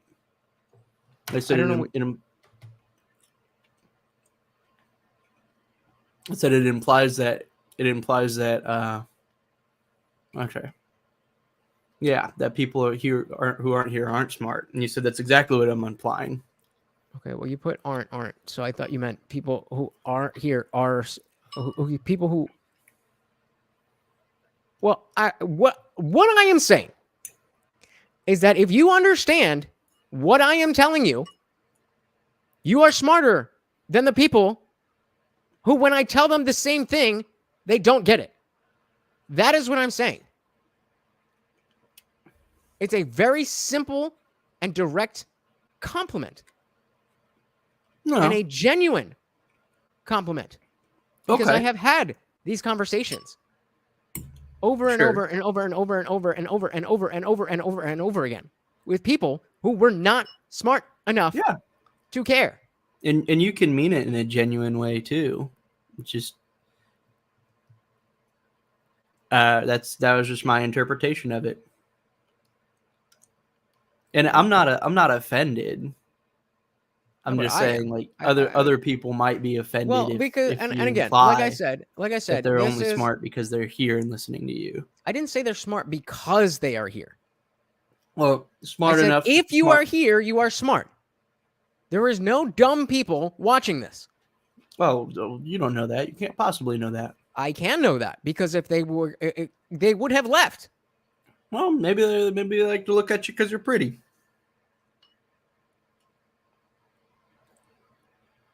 There are lots of reasons to be here. No, there's not. There's every reason not to be here, Jamie. There's every reason not to be here. Do you know how many YouTube creators there are just on this website? Then there's a thing called Twitch. Then there's a thing called Twitter. Then there's a thing called TikTok. Then there's a thing called Facebook. Yeah. People are here for a reason. And so Yeah. when you say that it's patronizing, as if I don't actually mean it, or that it's not actually true, no. hold on. Then you're telling me that what I think is smart is not actually smart. Okay, well, you already know that I don't agree with what you just said. Then why are you saying it? Because you're taking it the wrong way. I'm just saying it just sounds a little condescending. You say, I think so. Okay, so I then think my let's- audience is smart enough to watch this video or to learn about this thing. It's like, because if you were dumb, you couldn't watch a YouTube video. Got it. Yeah, if you're dumb, you're gonna watch this and be bored and leave. No, maybe you're not interested. That's a separate thing. Yeah, but you don't have But to if you are watching something like this, then you are not a moron. You could be. I'm a moron. There's only fucking 4 people here, Jamie. Okay. And I've been talking to all of you all week, all month. But I mean, presumably more people are gonna watch this. I hope so. Okay, so when there's 1,000 people here, I'm not going to address 1,000 people the same way I'm going to address 5 people. You're right. If there's 1,000 people watching and they're not commenting all along, then I don't know who they are or what they think. No. But when y'all are fucking talking to me and making points along the way, this is exactly like when I was talking to Dr. Evil Genius, and I was talking about, I said that he was articulate, and he got so offended. Oh, that's patronizing. What do you mean? Well, I'm saying you're good at talking. But the stereotype is that black people don't talk. I no never good. said anything like that. You I know, injected that. I know. But that's the half that's left unsaid. Right. So that's on you. If you felt patronized, by a compliment, then you've got issues. I am saying something nice about you. No, I didn't say I felt patronized. I said it's patronizing. How is that different? It could be taken as patronizing to someone who's to someone else. No. What is the difference between me being patronizing, okay, and someone thinking I'm patronizing them? Well, I don't think you're doing it intentionally. That's the difference. Just like when you said you're very articulate, you didn't intentionally mean right. I still think it's fucking stupid to get offended at a compliment like that. Yeah, and it might be. It is. And yet that doesn't, that doesn't mean that you can say it whenever you want. Oh, you goddamn right. I can say it whenever I want. No. But and just say, oh, you shouldn't get offended because that's stupid. People are going to get offended at weird and stupid shit. Right. What the fuck does that have to do with me? That's what I'm trying to get down to. Because again, this is just like with that conversation, I am trying to express that someone I'm talking to, I talk to a lot of people, and most of them are not good at talking. Half of them are not good at thinking. So when I finally come across a person who's good at both, it's like, oh, wow, finally. And then it's like, what? Did you assume that I was going to be dumb? Like, no. How could I think a person, a would be dumb? I would never. Oh, come now. Never. Come now. Put your pearls away. You're the one with the pearls, motherfucker. You're the one who had an issue with what I said. This is you're making a mountain out of a molehill. Maybe. But I'm just saying. Say shit you can't back up. No, I am backing it up. Okay. Saying that your audience is smart because they're watching you is condescending. Or judging whether or not your audience is smart enough to track what the Monty Hall problem is. I mean, that's got, like 60 million views. Not everyone who watched that is smart. But we're not talking about 60 million views. I'm talking about the 5 people who are here right now. Okay. I don't understand. My mistake. I'm not saying, like, I don't get it. I don't get it, man. And I want to get it because I know that. See, I was gonna say I know you're a smart person and that has something that I'm missing. But now I don't even want to say that. You're just like, oh, now you're patronizing me again. Words mean things. Right. So if I didn't think you were smart, what do you think I would do? There's pointing out, oh, you guys are smart enough to follow this. It's just patronizing. That's all. You still have yet to. I hear you keep. What do we talk about on this channel? Saying things. I hear you. I heard you when you said it, but you have yet to substantiate that. I mean, so let's back up. What does patronizing even mean? I just Googled it after I said it to make sure it was right. Let me put it back in. Showing condescending favor, assuming the manner of airs of a superior toward another. Yeah.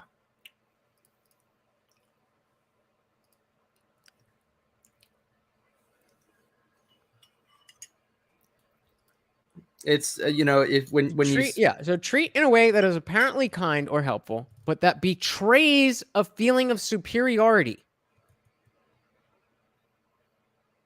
Yeah, I mean, if did I betray a feeling of superiority? Well, you're portraying a feeling of superiority. That's not what it says, brother. Betray and portray, even though they rhyme, they are different words. I mean, right? Am I wrong about that?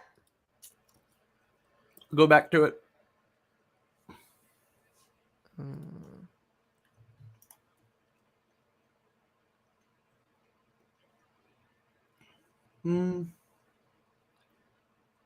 Or the second one is, not relevant. So you mind here? So similar to treating condescendingly. Yeah, condescending. You guys are smart. That's so condescending. No, but if you assume that I think you wouldn't be able to be smart enough, that's the kicker. That you think I'm saying, oh wow, I'm surprised that you're smart enough, right? No, but you are being the arbiter of what your audience can and can't handle. That would be by saying you guys are smart enough to follow this. I don't. Can you say that in a different way? I don't understand what that means. Being the arbiter of what your audience can and can't follow. Yeah, I mean, is that not? I mean, I understand that means that I'm. This is a YouTube channel. What do you? I mean, it's not like if you guys want to start channels, you can be the arbiters of what your viewers watch too. But this isn't your channel. This is my channel. So I'm watching things that I think are important and smart. And if you agree with me, then I'm going to think that you are also smart. But that's patronizing. Only when you point it out. So things can be true, but it's only wrong that you say the true thing. Yeah, like, you're very articulate. But I also agree that that's not patronizing. That which isn't patronizing. Both. Saying you're smart and articulate are if you mean them. Yeah. Then they're just compliments. That's what a compliment is. It is a nice thing to say about something. If you're saying it backhandedly, like if you were if I was saying it about I had planned on doing a gun stream today with somebody else because I'm not smart enough to do a gun stream by myself, but I was planning on doing that. Oh, that's cool. And as soon as I can, we will. It might be the next one, it might be the one after that. But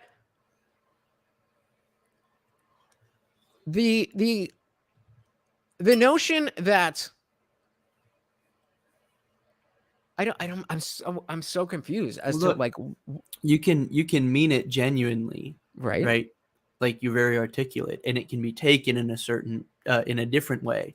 the complete opposite But of that's what you not meant. I didn't do anything wrong there. And I'm not saying that you did. I'm just saying that words mean something. The words that you say and the way that it's taken can be completely differently. Okay, I mean, well, I cannot control what the sarcasm. internet thinks Yeah. of the things that I say. I know. But So what was your goal in saying, hey, that's patronizing, just saying, to get me to stop saying that? Or to say, hey, maybe you shouldn't do this. Maybe I shouldn't compliment the people that I think are worthy of compliment. I mean, you can for sure. But saying that your audience is smart enough to do X or to follow Y, we've been over it. I've said my piece. I don't think you have. You kind of have been saying half sentences. I'm saying it over. I'm saying it the over only and over. Yeah, you keep saying the half sentence over. Well, if you say it, then oh, come now. In what way did I treat anybody in the that is watching in a way that is apparently kind or helpful, but betrays a feeling of superiority? By saying you guys are smart enough to watch and to follow this. How is that? I understand that I said that. I'm not unaware that I said that. I understand you are saying that is the patronizing thing. And I understand my question to you is, how is that betraying a feeling of superiority? Because you or how are is that the one... treating to use the how is that treating people condescendingly, or to treat with condescend, or to condescend to? Because or to look down on, or to talk down on, or to put down, or humiliate, or treat like a child. I'll answer you, because it just presupposes that you're the smartest person in the room. Have you ever heard the saying, never assume you're the smartest person in the room? Yes. Okay, that's it. But I am the smartest person in the room. There's nobody else in this room. Well, dog intelligence is very different. The way we measure it may not be completely accurate.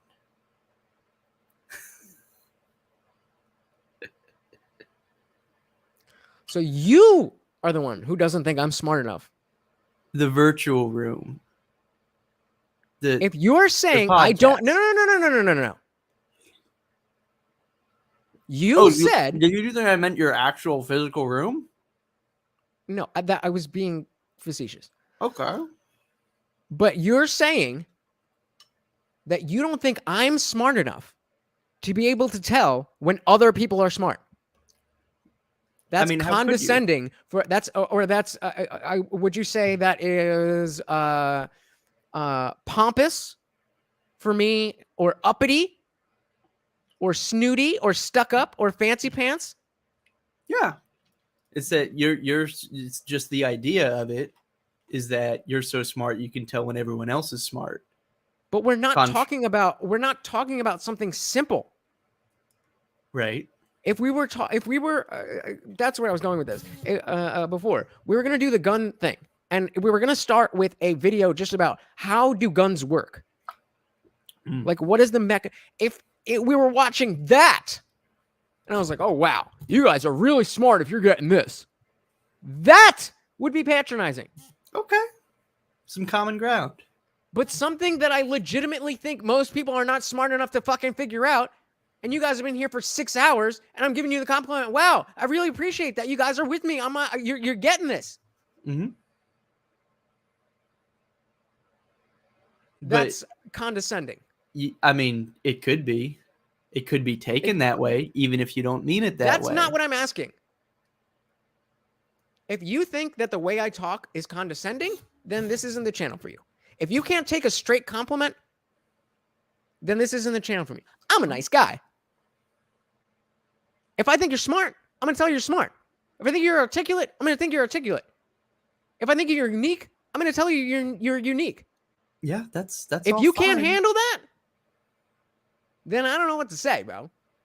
I'm just saying, assuming that you're the one who can tell. You're not saying shit. You're saying, well, this could be good. Because you keep fucking interrupting me, Lutch. Go ahead. Just assuming that you're the one who can tell when other people are smart or not is condescending because it presupposes that you're smarter than everyone else. I didn't say everyone else. Everyone else in your audience. No, how? How does you guys are smart if you're watching this smart thing with me? How does that mean that I'm smarter than all of you? It's a presupposition because you're telling people I heard how the smart word. they No, are. I asked you how. I heard what the word was. Because you're telling people how smart they are. I'm acknowledging Mhm. that I see at this moment in time that you guys are smart. No. I don't think so. But that's just because I'm a You dum-dum. don't think so? What? I don't think I'm smart. Well, I used maybe a to, tiny but bit. now I'm starting to agree with you. Even Joe Rogan says he's a dum-dum. All the time, at every turn. But he's not. I know he's not, but That he's humble. is Patrick. No, brother. You think Joe thinks he's dumb? That Maybe is patronizing. He's like, well, I don't know. I'm just some dumb MMA guy. You think that's what Rogan really? Do you think that's really what Rogan thinks of himself? He's said it thousands and thousands of times. That's not what I asked you. Yeah. Would you like me to repeat the question? No. I think he actually does. And maybe you're not smart enough for this channel. Maybe not a 2-digit IQ, but I don't think he thinks he's a genius. I don't think he thinks he's a genius either. Let me ask you a question. You don't think you're a smart person. Would you broadcast a conversation between you and experts in multiple different fields if you didn't think you were smart enough to keep up with them?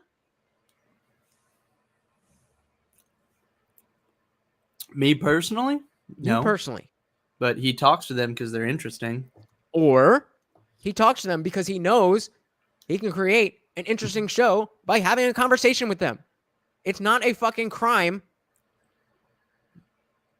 to understand that you have intelligence. No, I didn't say it was. And you can sit there all you want and you know, it's, oh, you need to email. Sorry, bro. I tried that for decades. I thought, well, I can't. I it started in the church. I was like, okay, this doesn't make sense to me, but I'm just some dumb fuck. I can't have this, right? Obviously, those people have it right. And then I got older. People around me, my peers, people at school, seemed to have a lot of trouble in school when I was like, yo, I didn't even study for this shit. Like, then I got older. And real life shit started happening. And I started to figure that shit out. While I saw other people, the same people, not be able to do that. Sounds like a Jersey problem.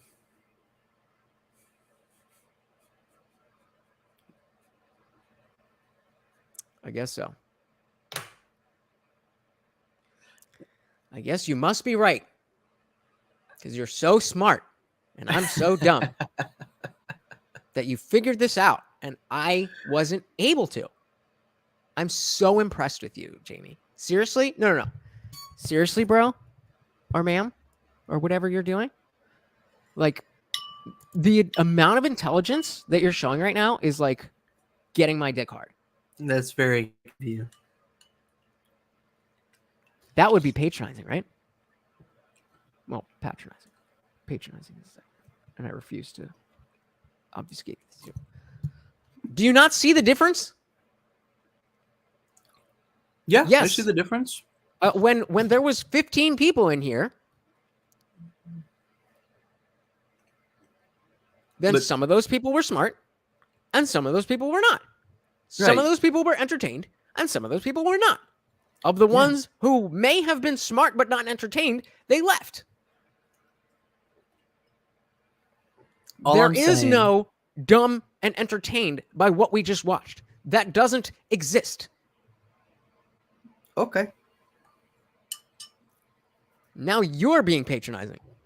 No, I mean that's your opinion. Okay, so this is a conversation, and that's your turn to respond to my opinion. Okay, well, I don't personally agree But Okay. I was just trying to Patronizing? get you to see how even if you weren't meaning to be patronizing, it could be taken as patronizing. Just like, when you were intentionally trying to do it, and I didn't My really point take that is as that patronizing either. and But it could have been. And I understand that, and I appreciate that. And obviously, it's your But if show. you- You're gonna do what you want. But I mean, I'm just saying it could be interpreted as patronizing. Not that you meant to do it. I don't think you did. So how about this? If you're too dumb to understand that when I say I think you're smart, I mean you're smart, you're too dumb for this channel. Problem solved. Okay. There you go. I Good mean, talk, Ben. I just, it's, yeah, you have a good one, brother. All right. Thanks for having me on. Anytime. As much stupid shit as you say, you are always welcome here. Oh. I cannot be responsible for how other people interpret words that have set meanings. Go ahead and show this to Dr. Evil Genius. Show this to Darshan. They'll be upset that I still think that I'm right. That they are articulate. They are articulate gentlemen. I won't say that to them because they've asked me not to. In the same way that I will call Jimmy Jamie. But that doesn't change the fact that I know Jimmy's a man and that I know Darshan and Dr. Evil Genius are smart dudes who know how to talk. Not in a context of this group or that group, just in general. If you take issue with that, that's a you problem. You need to pick up a dictionary. And when we talk about patronizing, it has a very specific meaning. And I didn't do any of these things. If you felt like I did these things, then I don't want you to feel that way. I don't apologize for telling you that I think you're smart. I do not apologize for saying that. I will apologize if my thoughts are somehow offensive to you.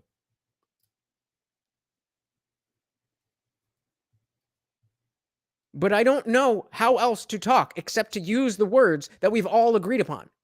If you decide that articulate means dumb, if you decide that smart means dumb, if you decide that anti-racist means racist, if you decide that white means supremacy, whatever, that's on you. And if you want to find a place where people don't,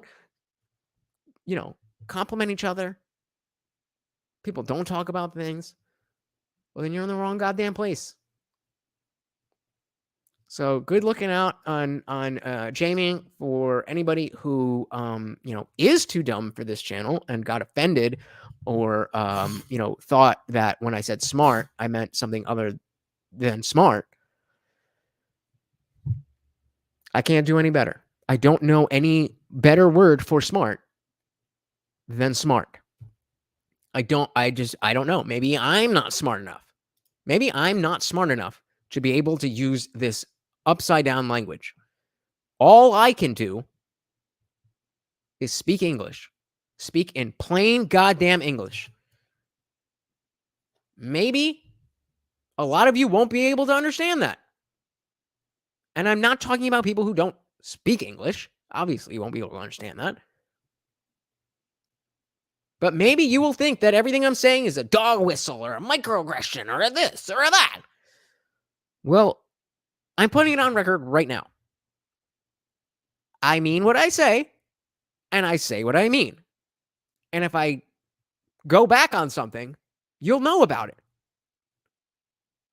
Even as Jimmy was up here with his bullshit, I was engaged with what he said. Jamie, you let me know if you felt like I wasn't, having a fair conversation. But that's the best I could do. That's the best I could do. That's what I bring for you guys 3, 4, 5 times a week. For 5, 6, 7, 8 hours at a time. If you're getting fucked up by my compliments, I really hope you don't say something that pisses me off. That would be nice. I'm being nice. I appreciate that there are other people in the world who care about the stuff that I care about. I didn't know that there was. I didn't know that there would be. I started this channel talking about books I hadn't read because I assumed nobody would give a shit about the shit that I cared about.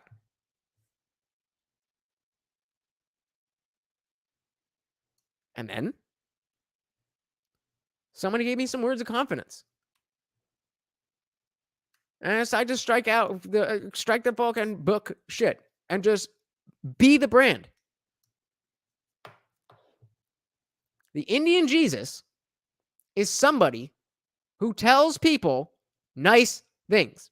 If you cannot handle that because you assume it's backhanded or underhanded or microaggression or dog whistle, then there's another Jesus out there for you.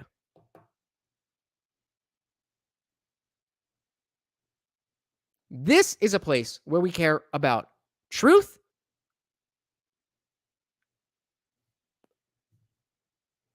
and semantic consistency. Yes. Semantic consistency, meaning when we say smart, we mean smart today, we mean smart tomorrow, and if we read something from 100 years ago that says smart, we're going to assume they meant smart. Not, well, yeah, of course you're going to say articulate to the black man. That's a valid feeling. But I cannot be responsible for the personal sensitivities that you experience. Now, the articulate thing was with personal friends, and they asked me not to say that to them. So I won't say that to them. There was one time on a stream where I was trying to be nice to Darshan because I look up to him. He is so... I don't know what to say anymore. How do you say, hey, there's a black person that I like? How do you say that? What is the what is the proper vernacular for compliments for this group and that group and that group? And I don't know. All I know is English. A little bit of Spanish. If that's not okay with you,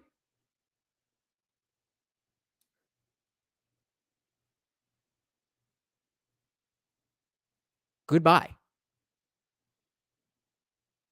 If you are interested in not having to pretend that half the world is full of dumbass motherfuckers, if you are down with trying to actually figure shit out, if you are down to actually try to solve problems, as futile as it might be, that's what we're trying to do. If that's not what you're here for, then you're in the wrong place. If you're going to get caught up on semantic bullshit, you are in the wrong place. There is shit happening. There's shit I'm talking about. And of course I just started. Every fucking channel on YouTube started somewhere. Should I wait until I have 1 million subscribers to actually talk about shit? Apparently. Or should I just do me? And then if you ride with me, then you ride with me. And if you don't, then don't. Did I ask any of you to be here? Have I thanked all of you for being here? What else can I do?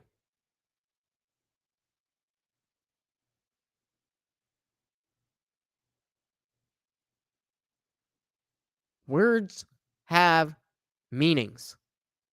Whether we're talking about racism, whether we're talking about gender, whether we're talking about articulation, words have meanings.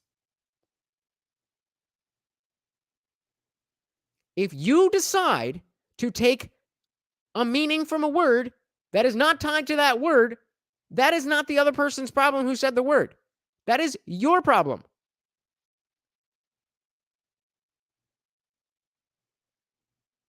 And to come to me as if I have messed up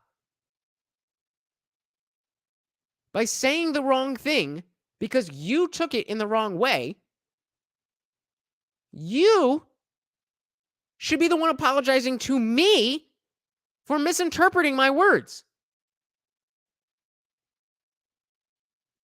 I'm sorry, bro. You wouldn't be condescending to the people that are making your dream come true. They're spending 6-7 hours in a clip watching you just talk.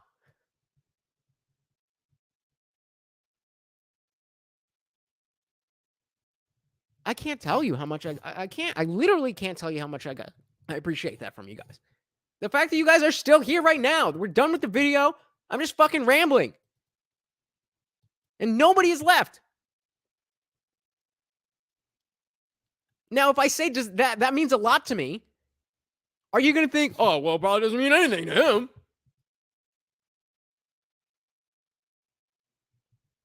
And then you fucking wonder why I talk about semantic obfuscation. This is why. Because even one of my most ardent supporters, who actually is smart, not saying it for some other reason, the word smart should be looked at. Let's make sure. Let's look up smart so that nobody is confused and nobody is being condescended to.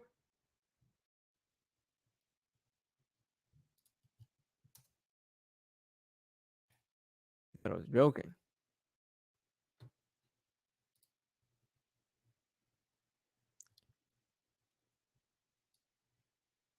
This is what I mean.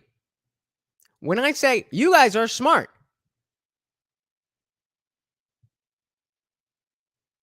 it means you send in comments of shit that I didn't think of. You send in comments of shit that I was about to say. And it's like, oh, fuck. I didn't realize other people were on this wavelength. Word up. There's a difference between saying you're smart and I can tell you're smart because I'm the smartest person ever and I know what is smart and what is not smart.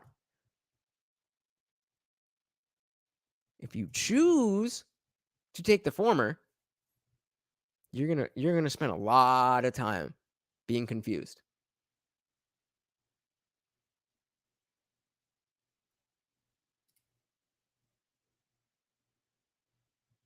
You're going to spend a lot of time being confused.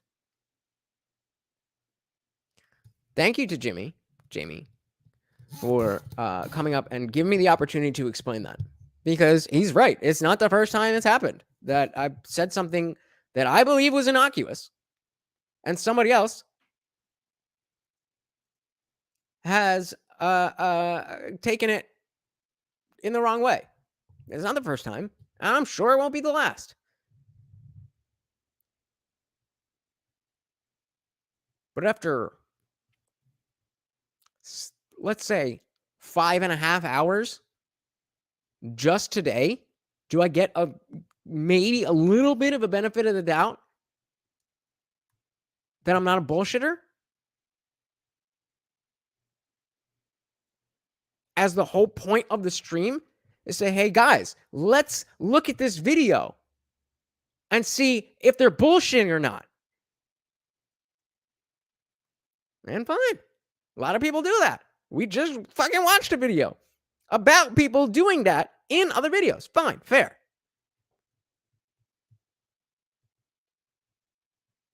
But if you see me in that same light, then yeah, that kind of hurts my feelings. That kind of cuts a little deep. I've been misunderstood my whole goddamn life.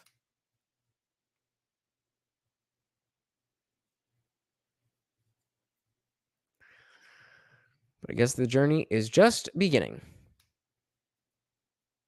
And it is just beginning. We have a long way to go. So genuinely, I really appreciate you guys being here. I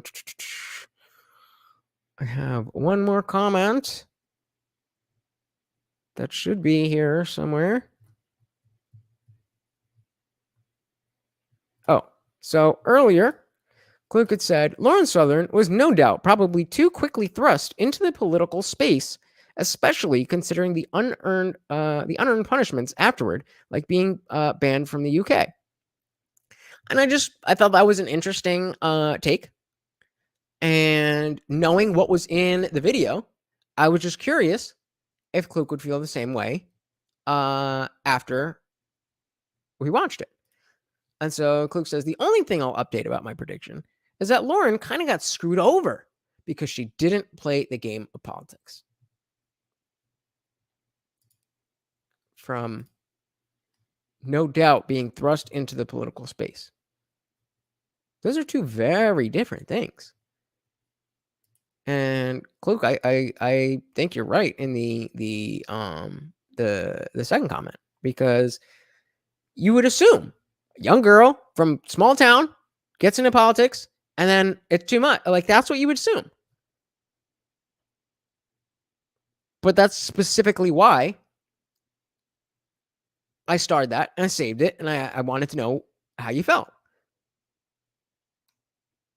Now, Kluke, if I tell you that that's a good take,